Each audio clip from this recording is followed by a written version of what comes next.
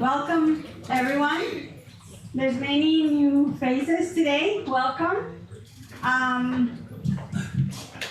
For those of you that are here for the first time today, this is not what we do every Saturday. It's a little different. People that came on Thursday too, we did something a little different too, because we were touching on fathers, father wounds, and the importance of fathers in our lives.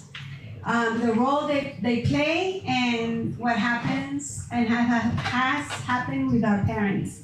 So we did that. Today we're celebrating 7 years of Hope4Life.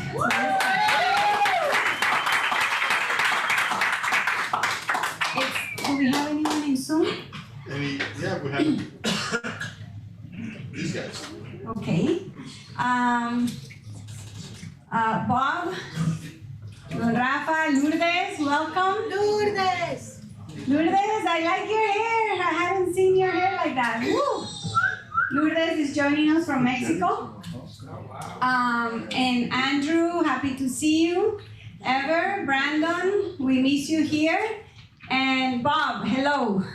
So welcome everyone. And so as you know, we are celebrating 7 years and we are very excited about it. It's been a long journey. And many of you, some of you know, many of you have been with us from the very beginning. Some have joined us recently, and so many of you do not know how this came about. The other day, somebody was like, did you and your husband started this? And I said, well, I think so. So she's like, does that mean you guys are the boss? I go, I don't consider myself the boss, but like, so like, you don't work for someone that put you here? And I'm like, no. So I realized there's a lot of people that don't know how this came about. So before we go into that, do we have a worship song? Yeah, the one that you sent to me this morning? No, not that one. So I'll tell you when to play it. Okay. Yeah, okay. So Do you have a thing? Another song? No, it's okay. It's okay. So today we wanna I'm thinking about it. today we wanna thank God because it has been a journey with a lot of ups, a lot of downs, a lot of tears. Oh my goodness, have there been tears? So you're gonna hear a little bit of the background and how this came to be. But I do wanna thank God because I believe it's an understatement with when I say He brought us this far. And I'm just like the Israelites. He provided manna, and the next day I'm wondering, what are you doing? How am I gonna do this? Have you abandoned me? So, but I do want to acknowledge that without Him, we would not be able to be here. Though sometimes I have lost sight of Him, sometimes I question Him many times, but we're here. So, do you have something to say before I? I have my mic. Okay. I don't need your mic. No, I wanted to pray, which I never want to pray. So I'm gonna pray. I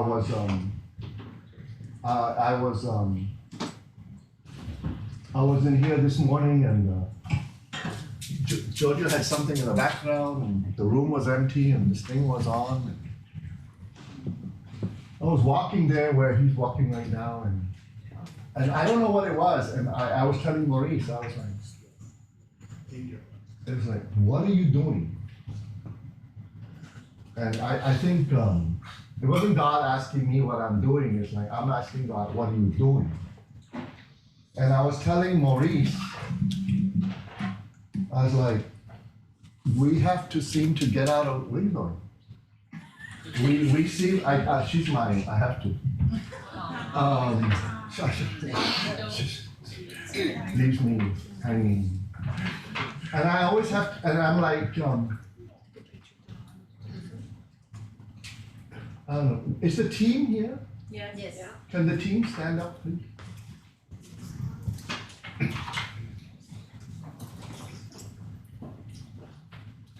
You know, I have real problems when people say to me, Lucky and Giovanni, I'm like, no, it's all of us.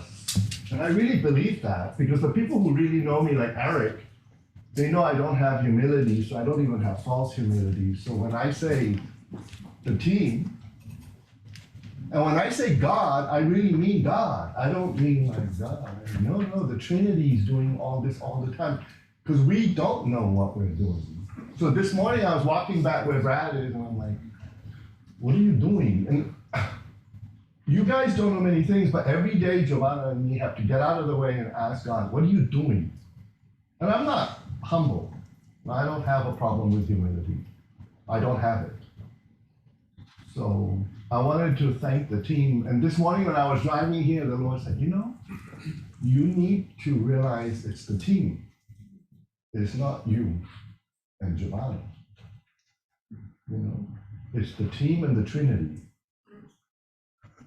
So that was one thing. Okay, you all can keep that. Oh, thank you, Sonia.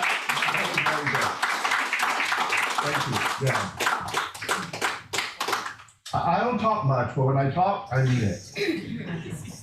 And so I was walking there, and I was like, you know, I'm always, I don't know about her, I'm always asking God, and she's reading the text, what are you doing?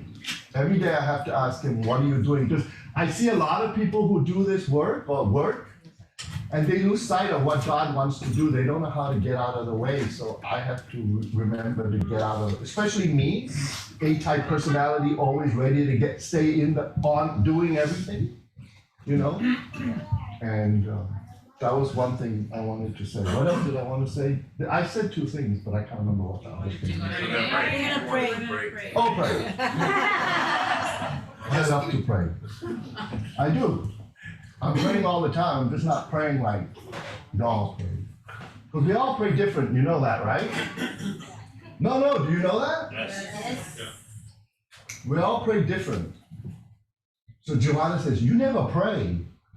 I'm like, you have no clue. I don't say it to her. I just think it. You have no clue. No, because she always says, We pray different. no, you don't say that. She says to me, yeah, she says, you don't pray. I don't see you praying. I'm like, I'm praying all the time. Jeez, you have no idea. Father, Son, and Holy Ghost, you are a Trinitarian God. And you love us. And you really do. We just don't know it. And you're good. And everything you want for us is so good. We just don't get it. We think we know the way, and we don't. But we don't know even we don't know the way. We think we know the way. Father, I don't have to ask you this, but I just want to say it, but I have to say it because I have to pray with a voice so people can hear it. Just keep doing what you're doing. And if and when you're done, you'll just move on to the next thing if that's what you want to do. Right? We didn't start this. You know we didn't start this. We didn't even want to do this. But we see what you're doing is so good. We see you loving people directly and through other people and through things. And we're just grateful. We're just super grateful. And we just want to bless your holy name, whatever that means. And I know something, I know Giovanna and me, when we talk in private every day, we're always amazed at the love you have for people. Your children, not our children, your children. And the love that I have seen people here love each other with, even in private. It's not in front of anyone.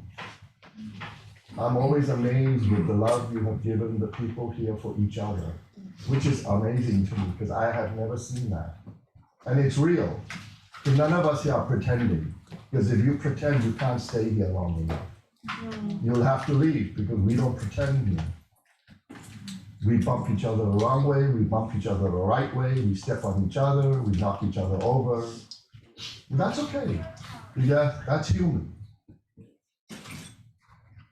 Amen. Amen. That was a, What a beautiful prayer. oh, thank you, thank you. So what I'm gonna share, not briefly as it goes, what brought us here. Many people ask, like, We have a whole day arranged for you guys, and we even got lunch. Yeah.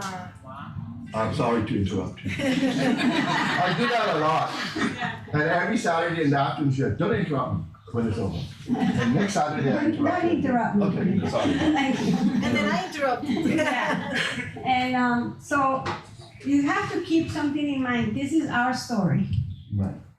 And one of the things we encourage everyone here is to figure out what's your story? What is he doing in your life? What's your story? So I'll tell you a little bit about our story and how this started.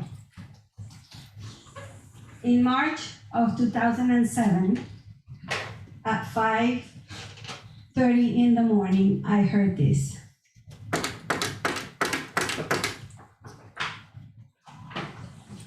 I wake up and I hear someone knocking at our door really strongly.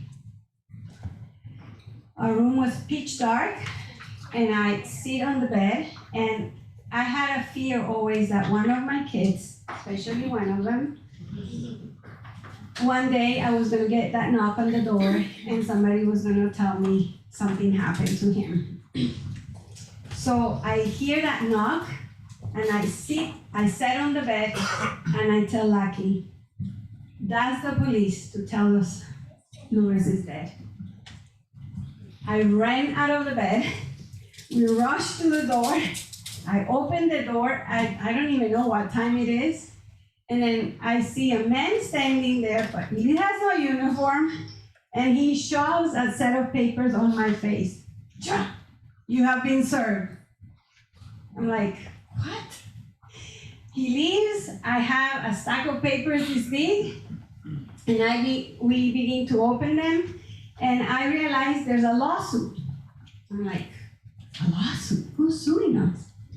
And it's 3 lawsuits, not one.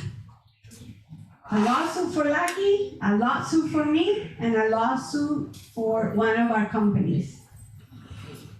I look at it, and it's a bank in Los Angeles. Who is this bank? I don't even know the bank. We've never done business with this bank. Why is this bank suing us? I tell Lucky, a mistake. So when we begin to read the papers, it was not a mistake. One of the things Lucky did back then was private lending. So to somebody, he had lent a lot of money, and they paid interest for 5 years. 3 years into when he lended the money, they paid interest every month. They said, we're moving our operations to Los Angeles, just to let you know, but you're gonna continue getting the money and blah, blah, blah. Fantastic. They moved their operations to Los Angeles, and when there had been somebody else that he had done private lending to that had just gone bankrupt, and we had lost tons of money. So I just so lucky. I hate this lending money. Once this is the last money we have out there, once they give it back, please, no more private lending. So 2 years later, this person calls after he had moved to LA and said, I'm ready to return back the money. We were like, oh, thank God. He gives us back the money. We're happy, no problem. And 2 years after this person gives us back the money, we get a lawsuit. And then when I begin to read the papers, I understand that we're being sued because this person went to Los Angeles, borrowed money from a bank. A year later, paid us because the interest from the bank was lower. And he carried on. Then his business went bad and he went bankrupt. So he couldn't pay half the money he owed to the bank. When the bank is looking at everything, the bank says, who is these people that 2 years ago you paid them this money? They said, private lenders from Miami. They said, no, that was fraud. He showed all the papers, everything was legal, we had contracts, we had papers. But the bank said, no, it's fraud and we're coming after them. So the bank in Los Angeles came after us to collect this guy's money. We had nothing to do with it. I looked at Lucky and I said to Lucky, get the best lawyer in Miami. I had a file this big with every single copy of every check that had ever paid, with the contract, with the check we gave them, with my taxes, because that's income, so I declare the taxes. So what more legal can it be and clean? Long story short, I told Lucky 3 months, we're out of this. 3 months turned into 3.5 years of fighting this whole thing. It was brutal, it was expensive, it was hard, and that was just the beginning. A few months after that, one of my kids gets diagnosed with type 1 diabetes, and this is how everything, it just began to unravel.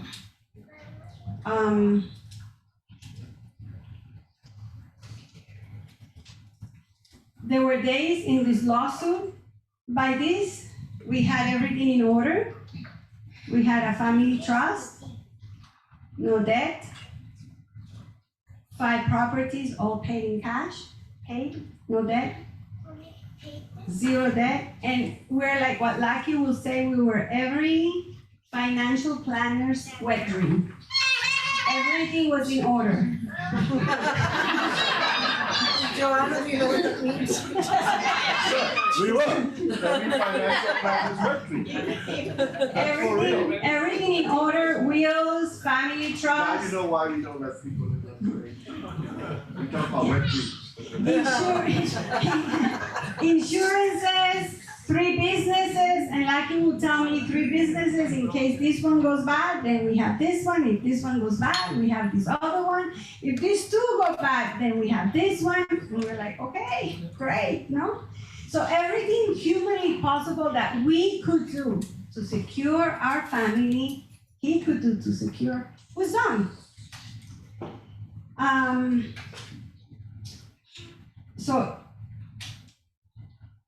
money in the bank for 1.5 years, in case anything went bad, 1.5 years of supply, no problem, we won't run out of money ever. Ever, right, Mary? Ever, There's that word. ever. Oh. We had stocks, we had bonds, we had gold in the bank, physical, in the safe. So anyhow, so here we are, all safe and secure and grounded, and this lawsuit begins. I remember waking up after 2 years. In the middle of the night, I would wake up and I would tell Lucky, in the middle of the night, I would wake him up. Wake up. He would sit on the bed and I would tell him, I'm confused. Tell me, did we do something bad? Did we do fraud? I began to believe it because the system was like, how can nobody see these papers and everything's in such order, and why? So every 6 months or every certain amount of months in the court systems, they change judges, you know? So every 8 months we got a new judge, and the whole thing had to start all over again. The new judge had to start, okay, what's going on here?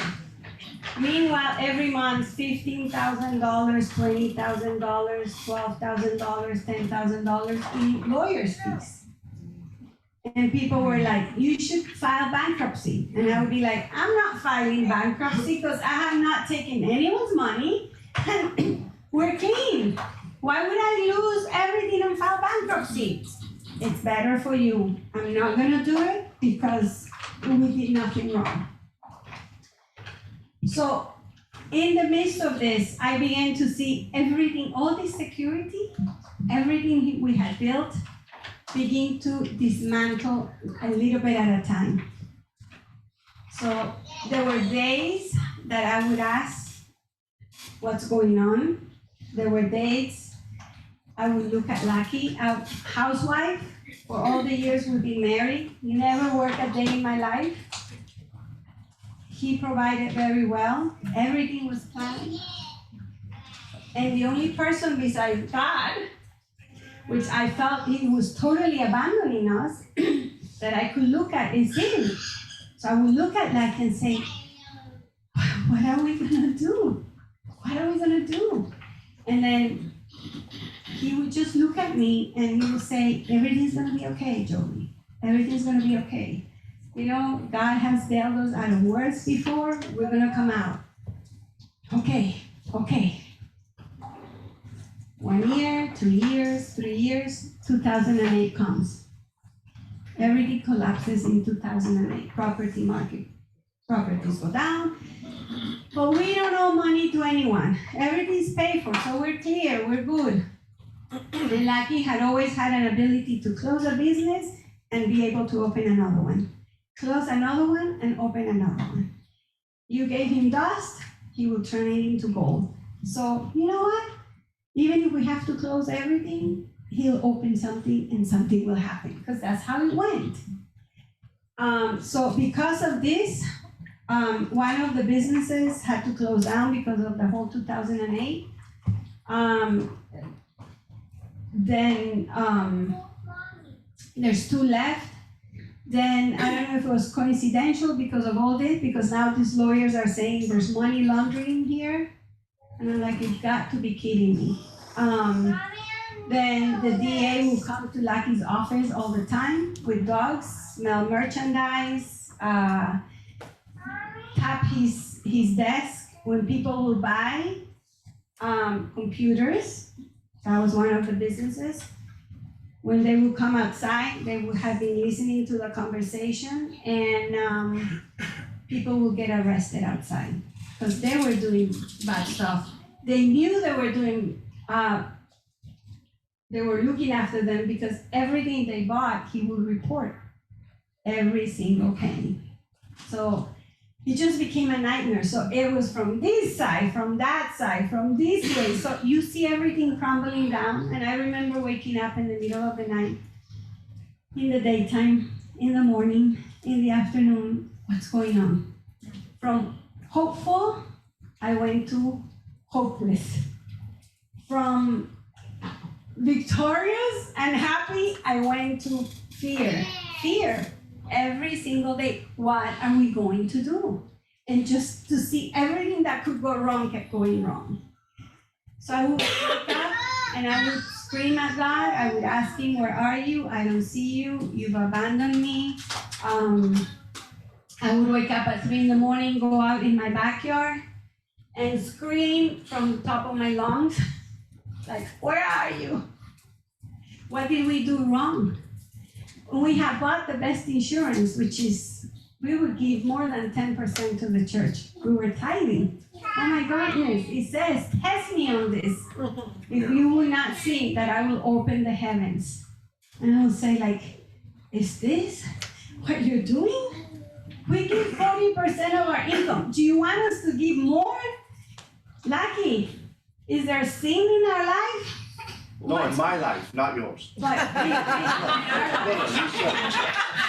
She kept asking me, so what's the sin you have that you haven't confessed? I'm like, and I'm racking my brain. I am. This is crazy, but this is how we all live, if we're real.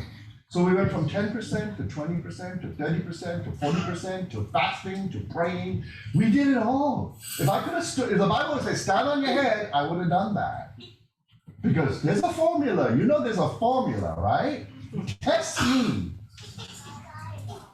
So needless to And say, it wasn't her, she would say, which secret sin do you have in your life? And I'm like, well, I don't know, let me think about it. And I would really think about it.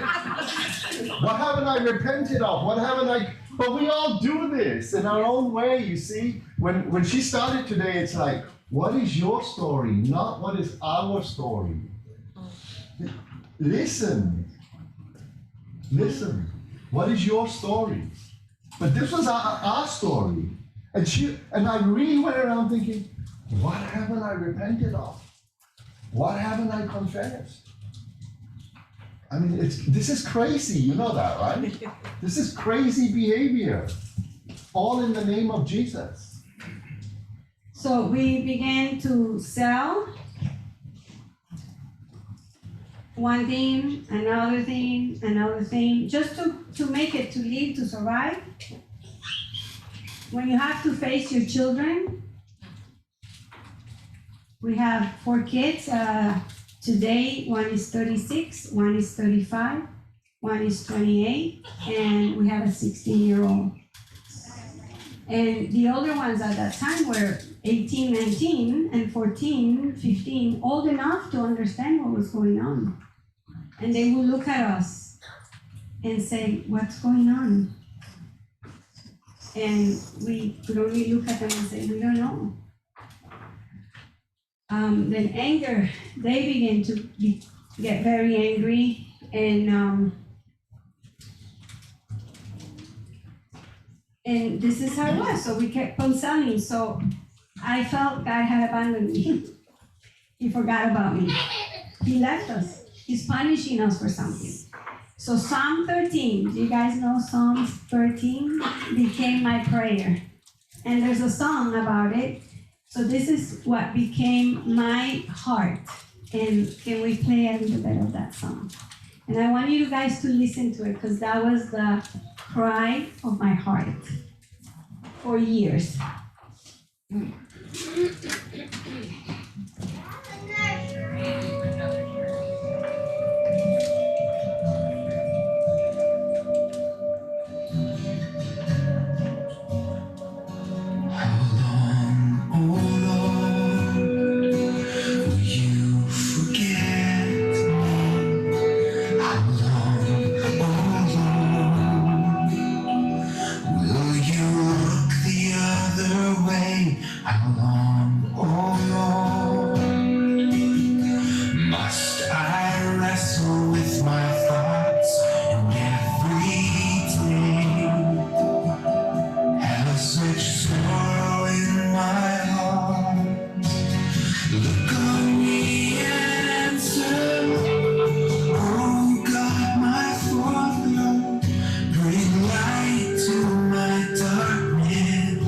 Before they see me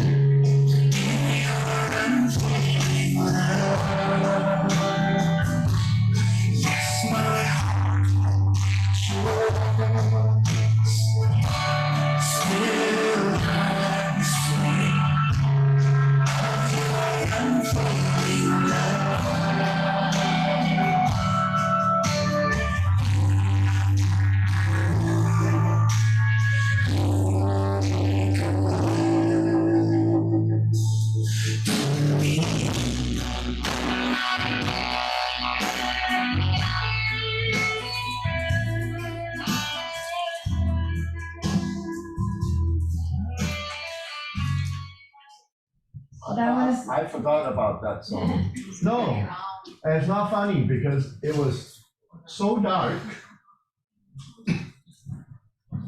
Yeah, it's funny, people see us here today.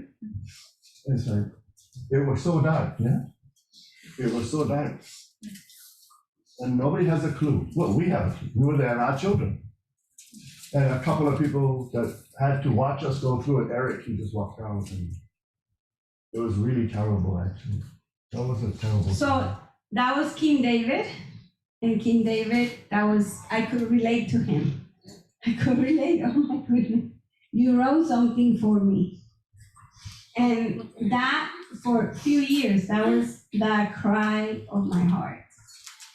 If there's such thing as your heart aches when you're going through pain, physically, our heart will ache.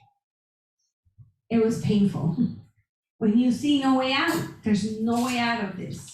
So long story short, it was like a slow death, you know? I think when someone goes bankrupt and boom, that's it, it's gone. It was like a slow death. After selling everything, closing everything, ending with nothing, I remember the day I told Lucky, there's $40,000 left in the bank, and there's nothing else to sell, there's no more to do, there's nothing to do. I know for a lot of people, 40,000 looks like, oh, I wish I had that in my bank. But for us, that was really like, that's all we have. What are we gonna do? So we ended up going to my mother's house. And to me, that was like, we don't go into my mother's house. We bought my mother her house. We buy people's houses. How did we end it here? So we end there, and in the midst of all this, few people felt, I guess, sorry or bad, or very wealthy friends. Well, So- only one felt. One of them gave Lucky a job. So, and okay, he had a little job, and then he stopped, and then somebody else gave him another little job, another friend, and having to see him go where he's never worked for somebody, first time ever, see him go and see him come, it was really hard. I remember one day he comes and he tells me, these are friends of ours, friends that we walked life with, did life with. This particular friend, we had just met them when Hurricane Andrew happened, and we had just bought a house in the Doral States. Doral, it was not what it is today. And we were going back to Hong Kong because that's where we live. And their houses in the crossings had been destroyed. And they had nowhere to stay. So I remember we said to them, we're going back to Hong Kong. This is a brand new home. Use it. We're not gonna be here anyways. So they were there for over a year. We did not charge nothing, just as you build your home, do it, because we're not using the house anyways. So this particular family, he was working there, which I'm grateful for all these things and the people that, I'm grateful at least there was some kind of income coming. And I remember one day he comes and he says, they told me that I need to start cleaning the bathrooms because supposedly since I came here, they have never seen the bathroom so dirty. I'm like, what? You're the cleanest man. You sit down to pee. You don't need, I mean, it's like, you're the cleanest man I've ever met. How can they say that? There must be somebody else using that bathroom. And you know, the humiliation, and you have to swallow it. So okay, Lucky, you're gonna have to clean the bathroom. And then another day he comes and he says to me, Jovi, oh, today they told me that I cannot speak to anyone in the office because I end up talking to people about healing. By this, we have been doing this type of work for ourselves because there was a lot of infidelity in our marriage, mess with our children, mess in our marriage, mess. So in 1993, we decided to say, you know what? We need help. So we started help in 1993. So We started getting help, getting help not ourselves, giving help. getting help. And in the midst of all this, when we will see people in trouble and people will ask us, or people begin to see the difference, and they would ask, we will say, no, we went here. So we would send everyone to everywhere we've been for healing. And this is something Lucky would talk to people all the time. So these people said to Lucky, you're talking about whatever you talk about to the people in the office all day long. So you cannot talk to them anymore.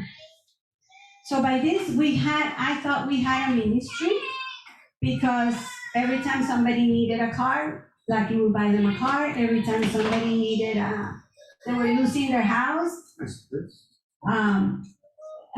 Lucky would pay for their house so they wouldn't lose it.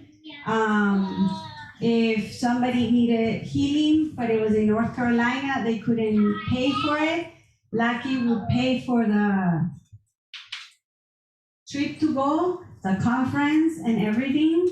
So I thought, wow, what a great ministry. So I thought, we're doing good for the kingdom here. So he's just gonna continue making more money so we can continue helping more people. So we were convinced the Lord was going to give us more and more and more money so we can send people to more and more and more conferences. And do healing and send them. And I was very happy with that. I liked being a multimillionaire and sending people to conferences all over the world. But we don't have no, we don't have that. No, we need to tell you all, we don't have millions today. We need your millions, whoever has millions in the room. So it's been a process.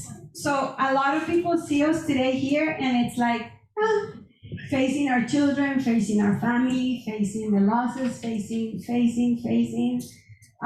One day my sister says to me, Jovi, have you ever thought of applying for food stamps? Like, you gotta be kidding me.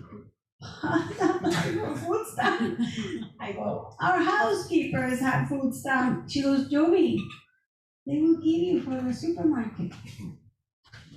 I'm like, okay, if I have to do that, I will do that. So I remember applying, and also we get approved. I began to cry, not because of joy, but like, we qualified for food stamps. It was like so degrading for me. It's like, how low? So of course I would fight with him. What else do you want? Well, how low can we go here? Like that song, how low can you go? Okay, I guess I can go a little lower, I remember I would go to the supermarket and I was so embarrassed. I would take out that card, hide it, or say, oh, I'm buying my dad's groceries. So one day my daughter's like looking through my wallet and I'm still putting the things, and she's like, Mom, which card do you want me to pay with? The food stamps or the other card? Who are you talking to? Who are you talking to? My dad's card for his groceries? I would cover up. We lived in Pinecrest for 20-something years, and when people will say to us, oh, so you're moving, so what happened? Where are you going? You changed cars. I'm so sorry for you. Our neighbor will come and say, our neighbor in 2008, and this is 2010, 11 nearly by the time we had to sell our own house. He says, he came and he says, can you please don't sell your house right now? Because if you sell your house at the price market that it is right now, it was low, 2010, 11, everything had collapsed. Our house is going to lose value. I looked at him and I was like, okay, thank you very much. I'll see what I can do for you, okay? So it was just like, so I began to lie in the school when they would ask me, oh no, because Lucky's going in the biggest business adventure of his life. You know. So we had to sell everything to invest. You know, things got so bad. I don't even know if Eric knows this. Maybe he does, or maybe Andy does. Things got so bad financially. This had never happened to me for 30 years. I was a multi-millionaire for 30 years. It's not like I was a multi-millionaire for 3 minutes, you know? And I was like, I couldn't get a job to save my life. But I was willing to push carts in Publix, and I couldn't even get that. And it's like, I mean, really, WTF, you know, for you non-Christians in the room. It's like, I mean, don't you all use bad words, or was it just me? Don't you all get frustrated enough, angry enough, desperate enough? I mean, are we real people? Are we human? Are we just a person? No, I mean, really, what the hell, you know? I mean, how do you go from living in Pinecrest on Old Cutler Road in a 5,000 square feet house, houses in Hong Kong, houses all over the world, millions and millions, and you end up being, you know? And you didn't, and people always ask us, we did nothing wrong. This is, I hope she's going to get to that part. We did not, people always say, how did you end up like that? I don't know if she's going to tell the story. And it's like, I've been telling and it's like, you know, I mean, really, I mean, I'm not exaggerating. And you might all think, and you know, a guy named Ali, when he heard these stories, he used to think, these guys are crazy. Until guess what? It started happening to him, and he lives in Pinecrest too. I was thinking, which corner is the best corner to go and beg for money? And you know, my corner was 67 in US 1.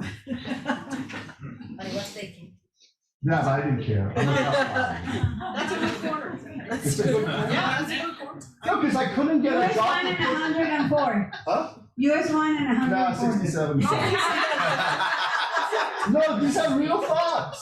And they were not just fleeting thoughts. They were real. I couldn't get a job to push carts in Publix. What's next?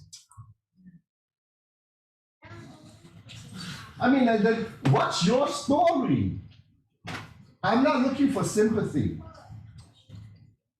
I am.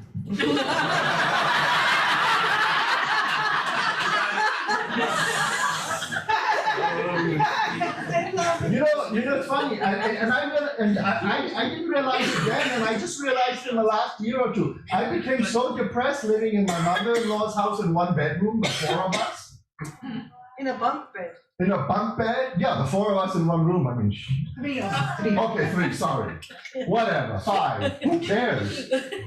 You know, I would go for these long walks all day long, and I didn't realize, I thought I was being healthy. This is the tricks we play on ourselves. I would go for these hour-long walks that I would call her and she'd have to come and pick me up. I walked so far, but I realized I was depressed.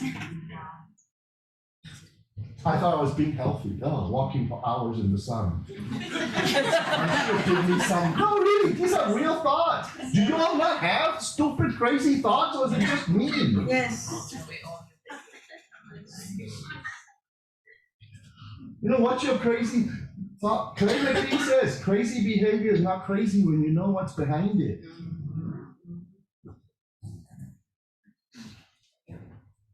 So one day, while being in my mother's house, our son, who's 29 today, going to be 29 in August.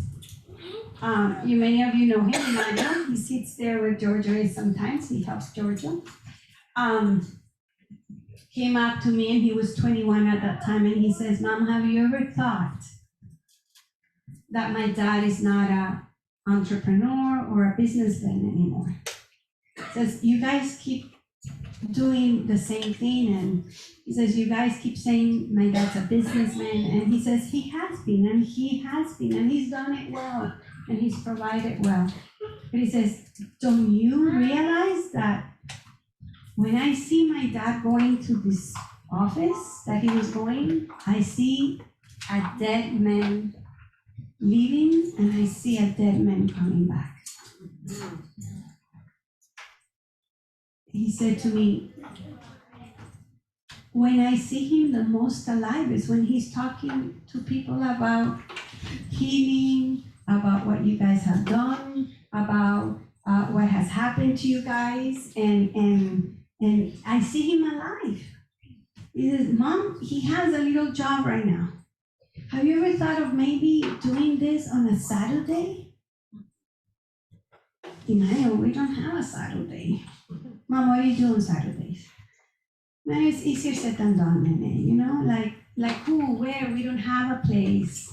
I mean, where are we gonna go and do this? I mean, do what? Say what to people? I mean, Mama, you've been telling people for all these years. You know, do that. I go, well, it's not that easy. It's not that simple. But he says, Mom, you're just avoiding it. He says, Mom, my dad can send an email to all his friends and someone might come. I don't know. Giovanni, Let's see. how old was Emmanuel when he told you that? 21. 21. And he's 28 now. And he wasn't drunk that day, by the way. He hasn't smoked marijuana. But he wasn't drunk.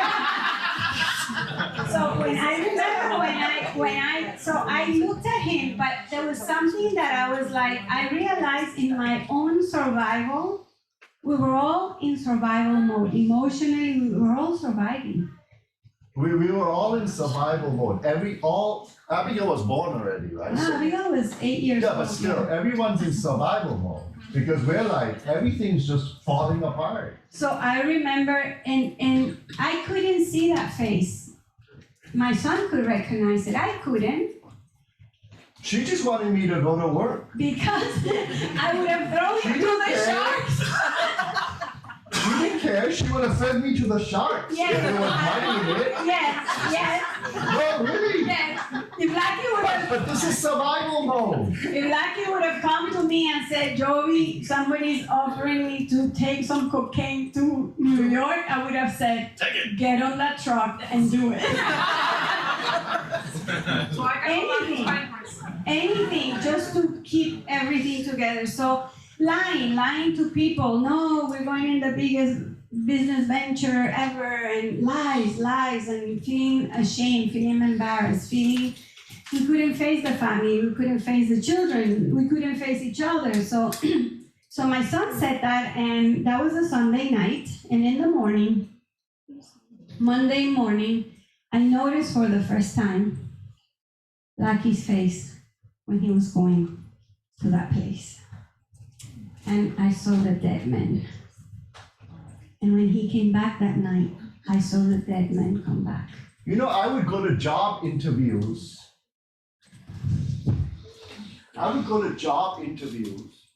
And in less than 3 minutes, I would tell them about the Father's love. I had grown men, headhunters, grown men in 5 minutes weeping like little babies that I went to get a job from. Because I would tell them about the love of the Father. I was like, something's wrong with this picture. What happened? Everybody's calling us. We're getting a lot of phone calls from people. This is before Hope4Life. And that's what I wanted Eric and Andy and all the shit. We This were is- one of those people. Oh, You were. I forgot. You were helping. Yeah. Well, when we were calling you, Giovanna was hoping that Georgia would give you a job, and I was hoping that you would give Georgia a job. So it was terrible. But So, and, yeah, so all this to say, so that day, I noticed for the first time, and when he came back that Monday night, I said, Lucky, you know, Emmanuel said this to me last night. So we were in my mom's TV room, and I held hands and I said, okay, God, I don't know what's happening. I don't know where we're going. I don't know what we're gonna do, but today, if you want us to do anything else, we say yes to it. Yes to what? I have no clue. Where? I have no idea. To whom? God knows who. But I said yes. Do you say yes, Lucky? Emmanuel's there, the three of us holding hands. And okay, That's it. That was the big prayer. I thought there was going to be a lightning at least, or the ground was going to shake. Because you know, in the Acts of the Apostles, the ground shook, right? Or some But it didn't rock- shake for us. Like nothing happened. It's like, whoa, was let's ideas. pray. No thunder, no lightning, no axe, nothing. I mean, it's like, really, God? I guess this is not your plan, right? No burning bush. The house didn't set on fire. Nothing happened. It's like we didn't even pray. So then, Yes. okay, that was Monday. Okay, so we're gonna do it. Okay, how?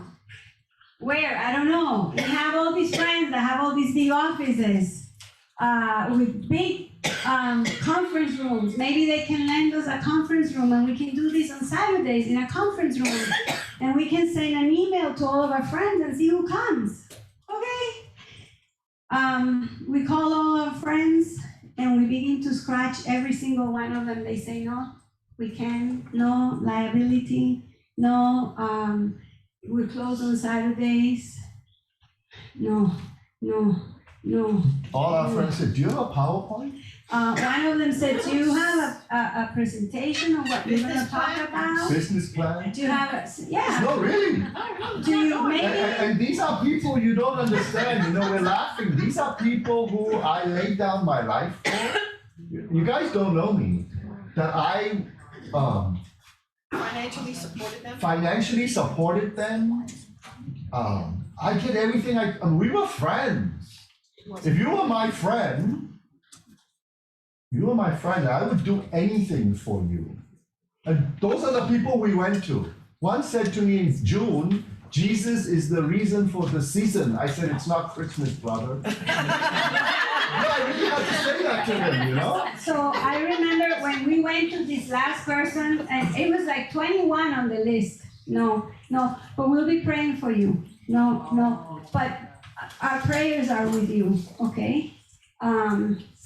I remember that day that I crossed the last person and And I love it when people say, God bless you, and I have to tell them, no, God wants you to bless me, so bless you. Or people say to me, oh, if God is willing, no, God's willing, are you? I mean, don't you guys think like this when you meet these type of people? I do. Even today I think it. so We all know. anyhow, so here we are. That day, I remember that day when I crossed that last person, there was nobody else. No one else.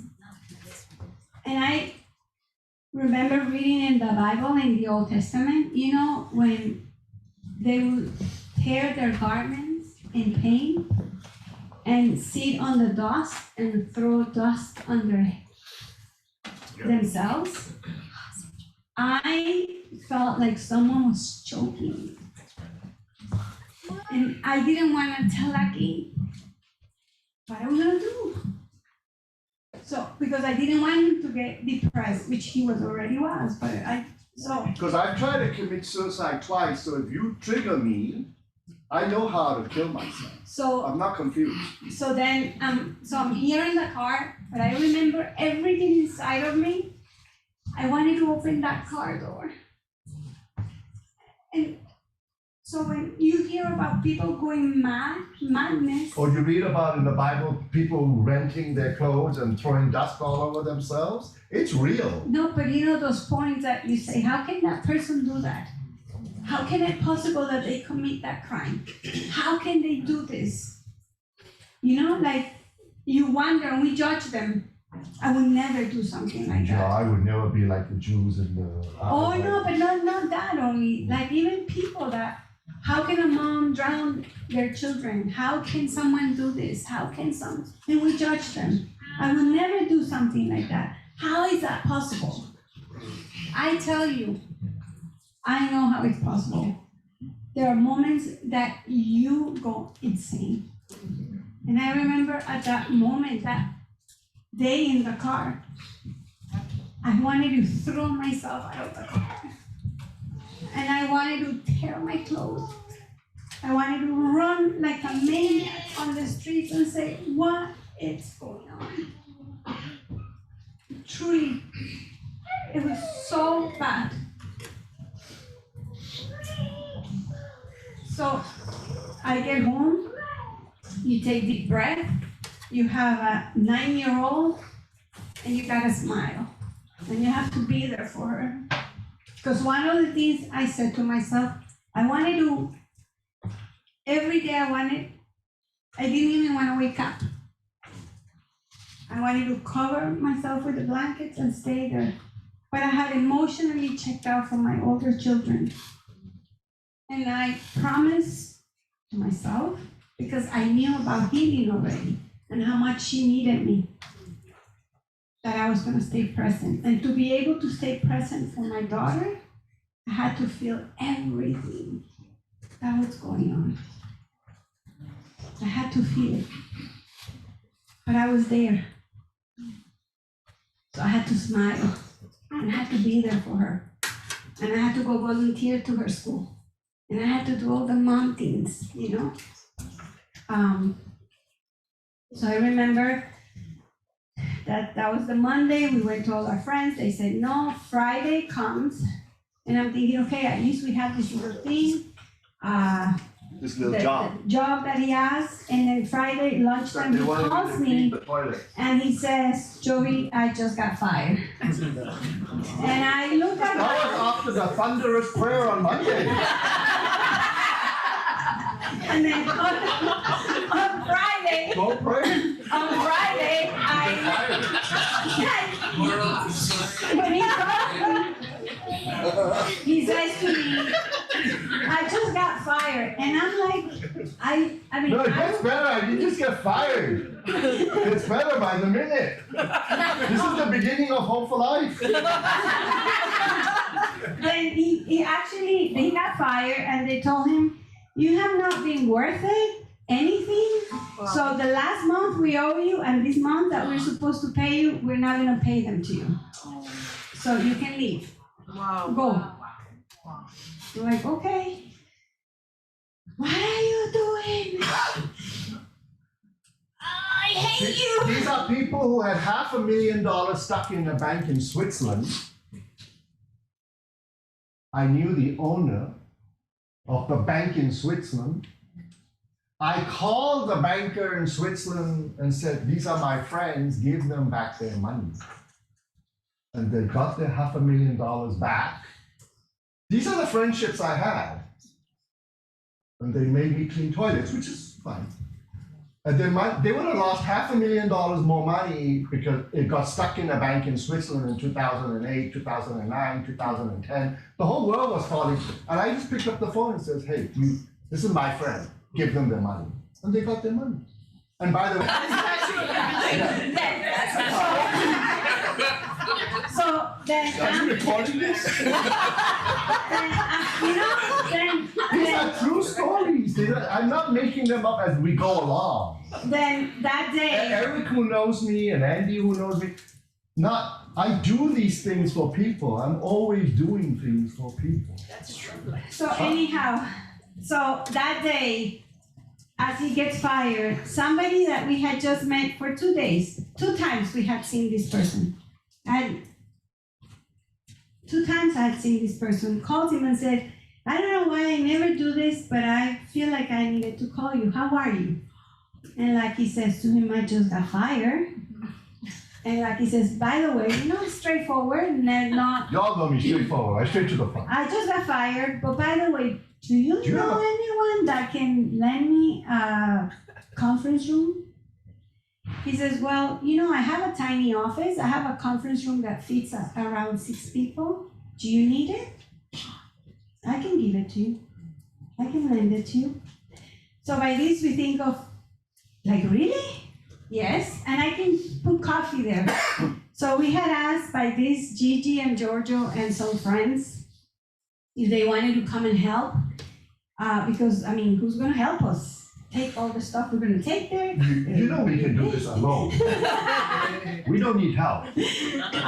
And some friends for circumstances couldn't do it, and then we're left with Gigi and Giorgio. That they said yes. Giorgio didn't have a job. He was available. He was also waiting. And Gigi said, okay, why not? Like he said, send that famous email, and so we have a place, we send the email, and I see Lucky leave the first day that he's gonna talk, and I'm not doing this. I can barely speak Spanish, now English with an accent, and I'm gonna tell people, you read all the books, I read 3 pages. Me stand in front of people and talk? No. Lucky, before leaving, he says to me, Joey, what am I gonna tell them? I don't know. Talk to them about love, Lucky, you know? Everyone needs love in this world, you know? And my sister had gotten him a basket. We still have the famous basket. Michael's. And The big basket. Oh, there it is. Is that the one?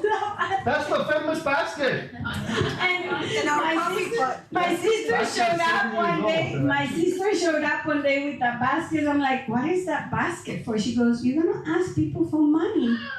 I'm like, you need somewhere where to put the money. And I'm like, okay. So I see Lucky walking out with this basket, and my daughter says, Dad, wait, before he walks out. She goes to her little pouch of money, So she was 9. and she takes out $20 and she puts it there, and she goes, Dad, this is your first donation. He closed the door, and I was like, it's like, oh, I can't understand this. Why like this? This was not my dreams. These were not my hopes. This is not what I wanted in my life. This was our frigging nightmare. No, really? It was. Thank you, Lucky. No, thank you. Yeah, no, this was our frigging nightmare. The last thing we wanted to do was this. So that one day, No, I'm telling you the truth, you guys. I mean, what's wrong with you? I mean, you all tell the truth, though. You're all still wearing masks. If you're still wearing masks, go to Hope4Life. I'll rip it off for you. so here we are, and then that day, first day, I think Andy and Sorry, Andy and Sorry Sorry. and Andy and Soraya.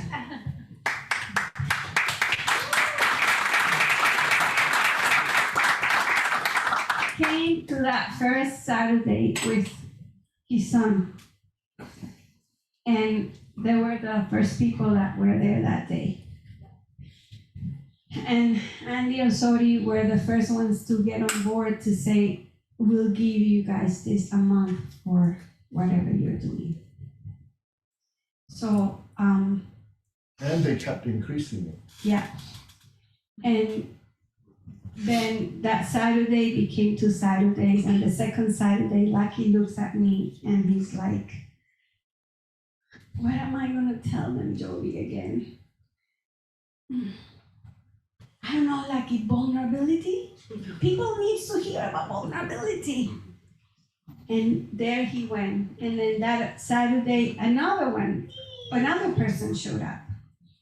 And then we were there 6 weeks, and then this ministry in Spanish that was doing something similar, they're called Canaan.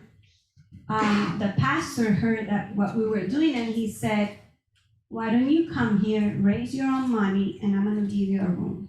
We're doing something similar in Spanish, you can do something in English, and that's it, which I'm very grateful. And not everything was great there, but that, I'm gonna always be eternally grateful for that opportunity to give us a room that big. That was the first day. And Lucky said to me, Joey, you gotta do this with me. Me? No way. So that day, you see me smiling. I'm excited. You're wearing the same necklace. Yes. Oh, Joey! Don't be so impressed, it's the only one she's got. My mom. Oh, and it's her mother's. She stole it when we moved out of the house. No, she lends it to me. It was always she didn't say with carácter de voluntivo. So that day, right there, the first time we were gonna give in that little room, there, Oh, there he is. I didn't know if I wanted There you are, right? I didn't know if I wanted to pee, poop, throw up, cry, or anything. I say to people, I know my body has holes, and I didn't know where fluids wanted to come out that day from, you know. So those were our beginnings. Look at your kids. And those were our children that came that What? day. They still are. Well, those were our children that came that day. And that was. I was skinny. You were walking. I was really walking in those things. Yeah. So today, so we're here, and from there, that was like the first time, and that was. Those were the sleeping kids. That was our audience. That's Stephen with the hat right next to him. Oh yeah. So this church realized that we were there, and it was a good place to send everyone for babysitting, you know? So we became the babysitting English department. So we had a room full of teenagers falling asleep. We're telling them all these stories, and they're not interested. They have headphones, hoodies, falling asleep. So those were to be here today. This is where we started. This is where we've been. So, do you have more pictures? Then from that tiny room, this is how we started growing. We went to this other room. It was a little bigger because we didn't fit in that other room. And then teenagers left, and then one adult came, and another adult came, and another adult came, and another adult came. Isn't that George Isa right there? And it's funny. Yeah. Yeah. Is that your visa? Oh. Yeah, that's Or right there. Michael. Georgisa, Oh, Louis you're Mayo. right Luis here. Mayo's right here. That's Marin, isn't it? Marin up. Let's give it for an applause for Georgisa right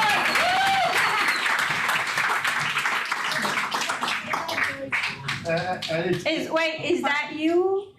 Yeah, Oscar. Yeah. Oscar. Let's give it up for Let's just pat him on the head. Ojalá que siga. Oscar. And so It's interesting. The kids started disappearing, but actually a few of them are still around now. It's interesting. they're not. Giorgio, you were skinnier too. Georgia, oh Georgia had hair. Oh. Zoom in, come on, zoom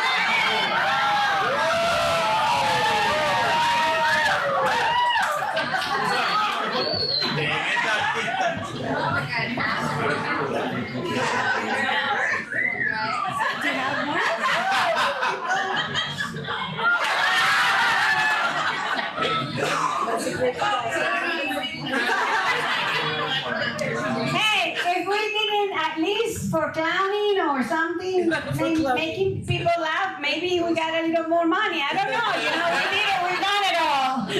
What? Small groups. How old were you there, Naki? Look at the small groups. Oh, baby. Who's this? Oh, Jose Ramon. Gary. Gary. Gary. This was your birthday, George. This was the first birthday celebrations. Remember this dude, Ralph Verity? Yeah. Ooh, a bun cake. That's really nice. Yeah. Gigi. Woo!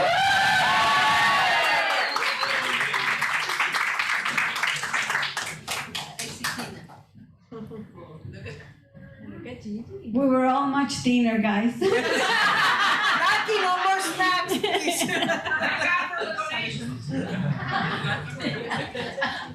That's me, right? Pipe, he's not here today. And then something happened. Yes, so That's when you guys got your. that we were able to move out of my mom's house and we were able to rent a place. After 4 years. We're still waiting for the donations to buy our new house. Keep that in mind. I remember I told my mom, I said to my mom when we got there, Mom, three months and we'll be out of here. 4 years. Because God's gonna rescue us really quick. 4 years. You know, later. God rescues really quick, right? Yeah, then we moved out of the small room. And then we were able, now we got to the bigger room, and every time we went from no platform to another one, then to another, every time I had to go in one of these, I would freak out. Like, I cannot do this. In the midst of this, trying to find the identity of the ministry. Yeah. Who are we? What are we? People will ask, what are you?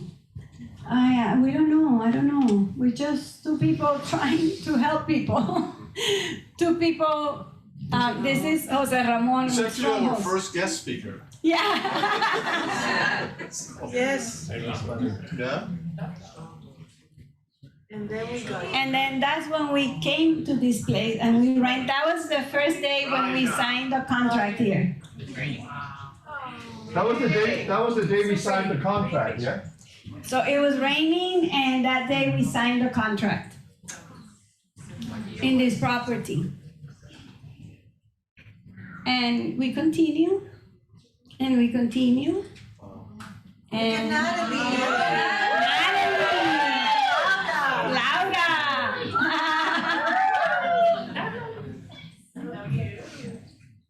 And Patty.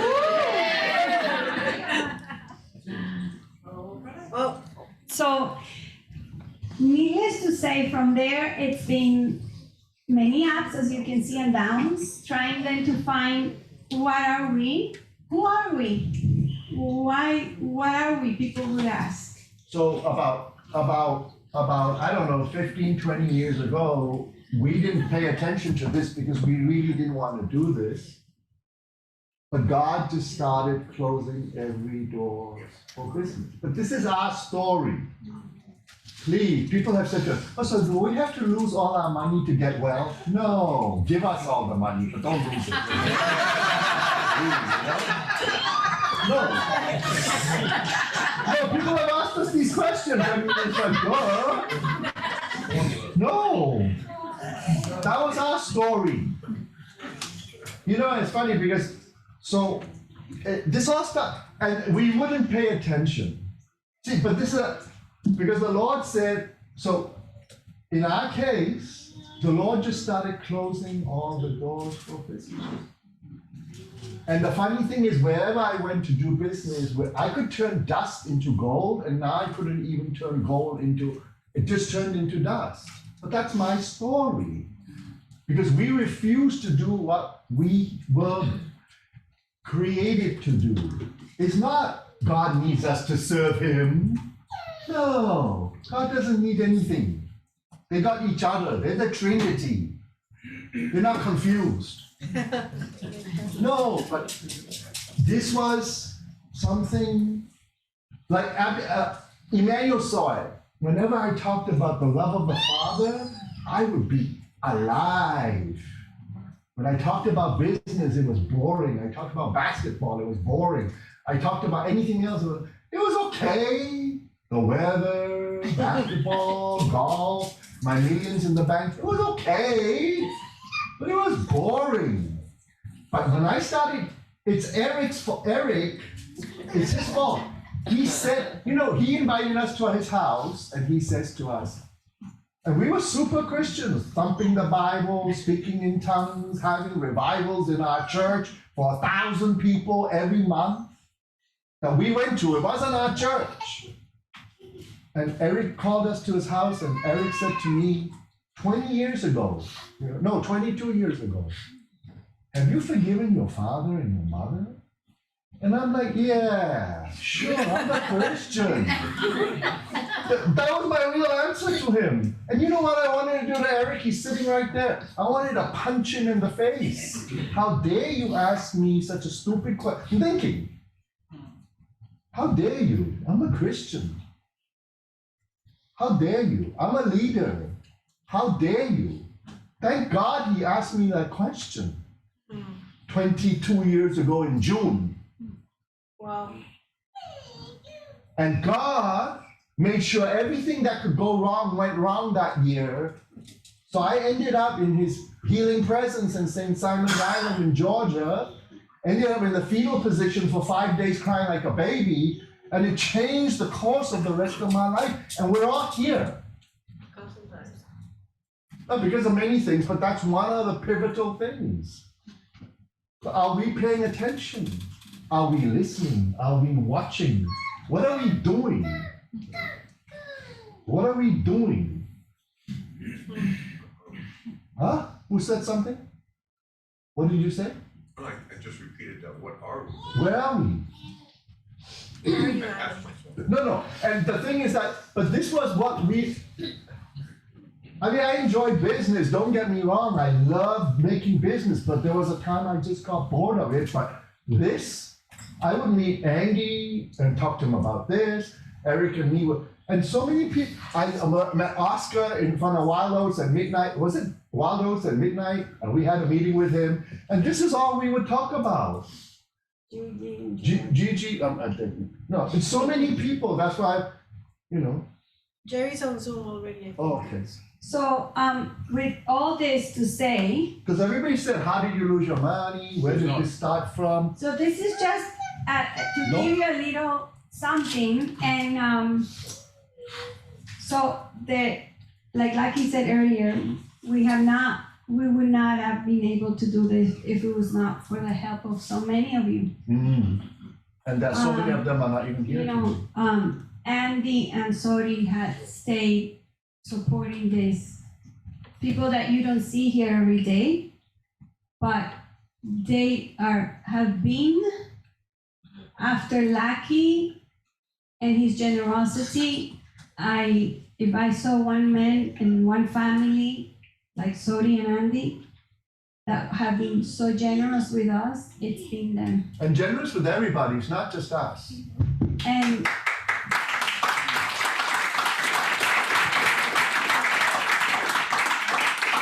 so you will see Sori and Andy here often. They used to come at the very beginning, but they're here and they've supported this. So we have this. This is one of the people. Eric continuously supports this ministry.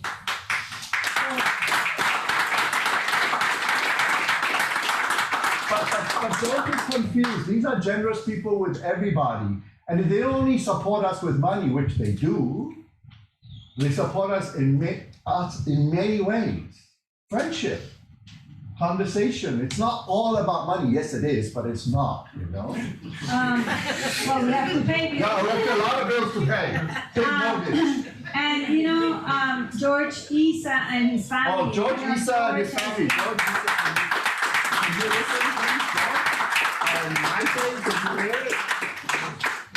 and there's people online if you want. There's a lot of people that don't come here and they support it, for you to be here, for us to be able to do this.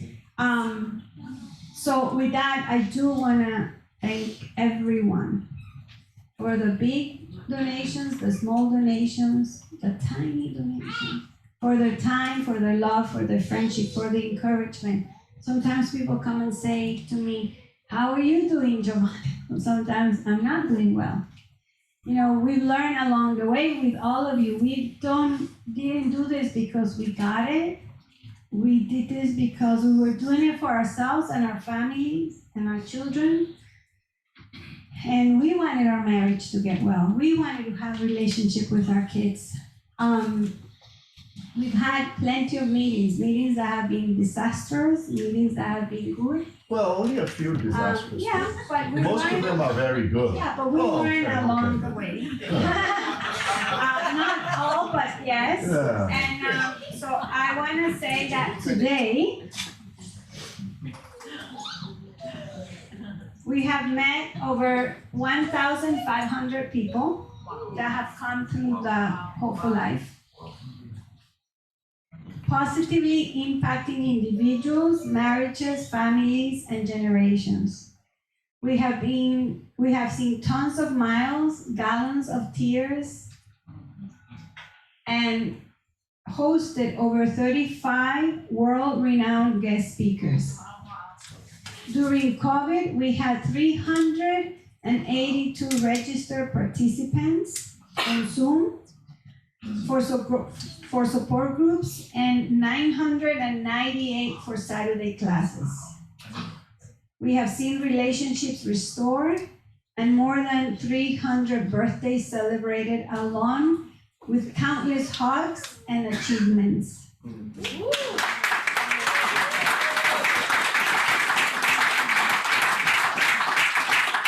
Not only that, with that, at the end, January 7th, we were able to be blessed to be able to buy this place.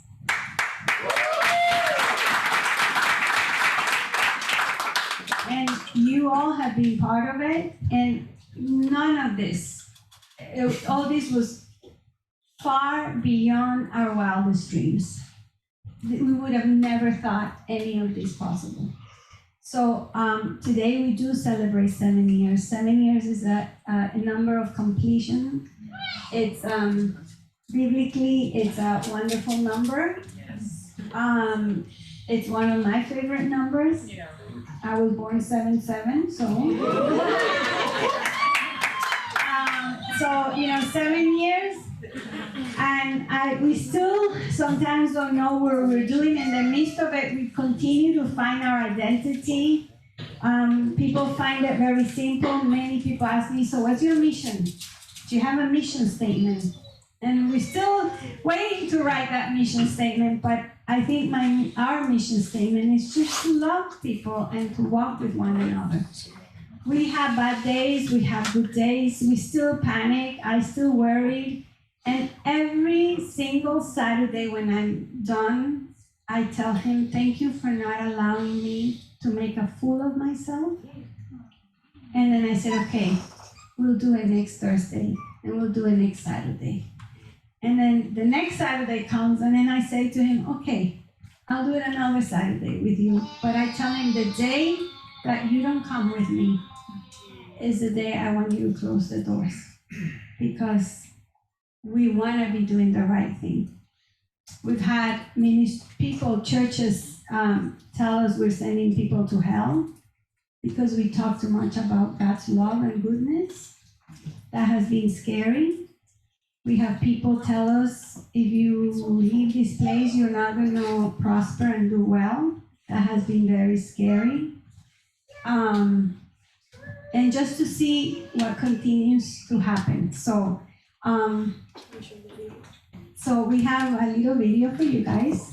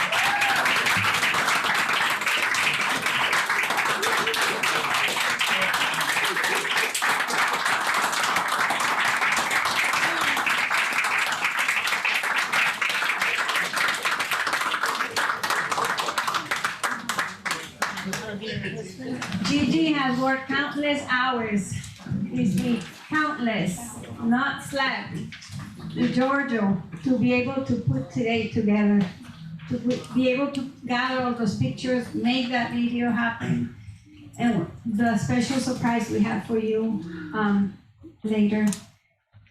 So as you can see, words cannot express our gratitude. We would have never thought this could be possible ever. We didn't know he had this in store. For all of us, I remember crying and saying, there's no one to do this journey with Lucky. When we were healing, as we were beginning especially, when we needed the support. And look at all of us still here. Look at this here today. So thank you is not enough. It's so short from what we truly want to say to all of you. And to see all of you continually wanting to become better people, wanting to realize, why do I do this? And waking up, like we woke up one day and saying, if we want our marriage to succeed, we gotta do something about it. You know, if we want to have a relationship with our children, yes, we had the money to send our kids to counseling, but it was not enough. What are we gonna do? And we started doing it. But we don't like the work. You know, the other day I saw, Thursday, somebody came that hadn't been here in a while, and when I looked at him, he had lost like 50 pounds, and I looked at him and I said, wow, you look amazing, like you lost a lot of weight. And he said to me, yeah, I've lost like 50 pounds. And I'm like, so how do you do it? He said, well, the only way I had to cut carbs, sugars, sweets, and you know, I don't eat after 7 o'clock, and I've been walking, lost 50 pounds. I'm like, oh my God, I need to lose at least 30 pounds too. But guess what? Am I willing to cut the bread, to cut the pizzas, to cut the sugars? Am I willing to do the work? It looks good on him. When we see a family thriving, it looks amazing. Wow, look at the family, how happy. Oh, look, they have relationship with their children. Look, they have relationships with their grandchildren. Wow, look at them, amazing. Do we want to do the work? Do we want to stop doing the things we're doing and saying, I need help? We want to send everyone to get help but ourselves. Are we willing to do the work? So with that, what's next? The people there were going to speak. So, Should they? but are we going to have a break? We should. No, well, the break is up there. We were not supposed to. No? Okay, so can we hold on just for a few more minutes, and then we will dismiss earlier because we do have a celebration. So Andy. Oh my goodness, Andy.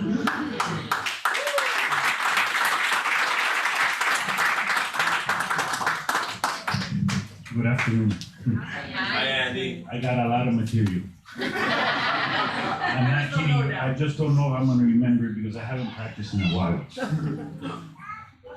So while Joanna was speaking, a lot of things came to my mind.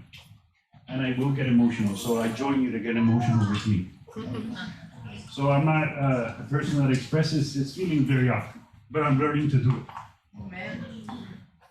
So among the things that I want to share with you is that this here is as real as it gets. And not only is as real as it gets, I forget because the older we get, the more we forget. But it's not perfect. It's just two people along with the team trying to do the best they can. And among the things that give me joy is seeing Ramiro. I remember the first time he came and I told him how happy I was to see him because I know him outside of here. And it gives me great joy to see you here. And I also want to let you go, just like me, Ramiro's not perfect.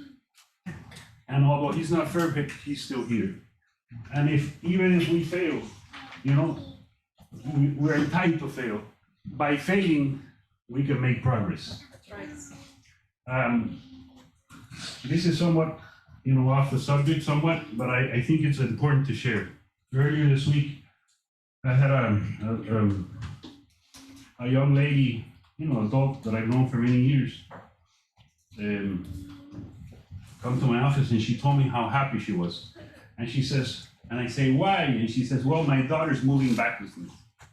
So that she was very happy about that. So I started, talking about the situation with her. And then she says, well, we just have a pending conversation and it's associated with, I guess, the rules of the house. And I told her, listen, let me tell you something. The rules of the house was what led her to leave your house. So she said to me that since she left the house, instead of mother and daughter, it's more like friends. So I think that would be the ideal type of relationship where you can have an open relationship where you can express yourselves with your daughter and vice versa. So it's about acceptance at the end of the day. We all like to feel accepted. So I'm gonna go back to acceptance in a second.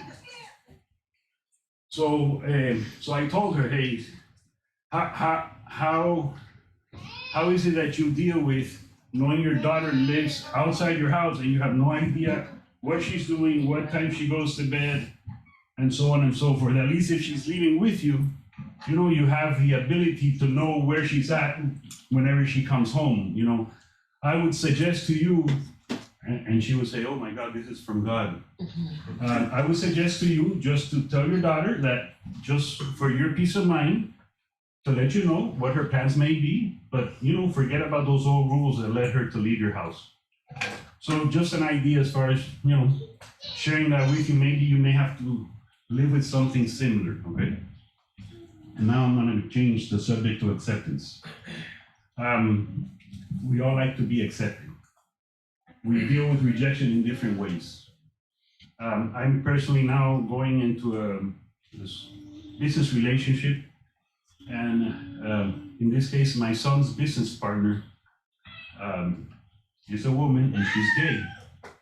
So what's my position? So we did a chat for all of us. She called it a dream team. So what I told my son's business partner is to add her wife to the chat because I want her to feel accepted. So a lot of life is about acceptance. So it's just a thought that I'm sharing with all of you.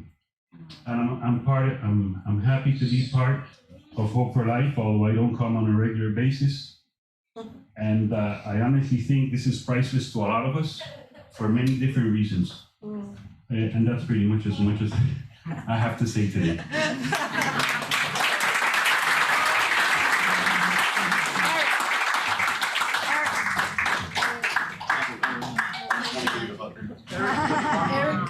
Eric Olivos.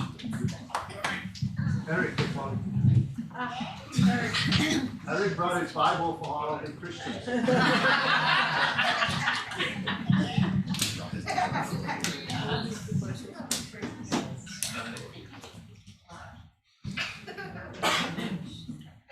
Hello. How many are just starting last few weeks, last few months? 1, 2, 4, 5, 6. There's a few. All right. Welcome. You're more than welcome. Right? Yeah? Yes. Yeah. Well, You're more than super welcome. That's one. Just keep that in mind. So I want to leave you with 2 thoughts today. The first one is everything you heard from Joanna and Lucky is, it sounds like a big lie, but it's a fact. We've known them for 23 years, and I can't remember when was the first time we met, but it had to be 25 years maybe. Yeah. And our kids went to the same school, and we started going to many churches in Miami, Dade County, Broward, the Cowboy Church up in Cooper City. Is it Cooper City? And so my wife and I and our daughters would drive out to Cooper City or Palm Beach, or we never went to Pensacola. But we went. I did. No, you went to Pensacola to the Brownsville revival. So we would go to all of these churches, and guess who we would run into? Lucky and Giovanna and Toto and Emmanuel at the time, and sometimes Abad, absolutely. It's like, who are these guys? And then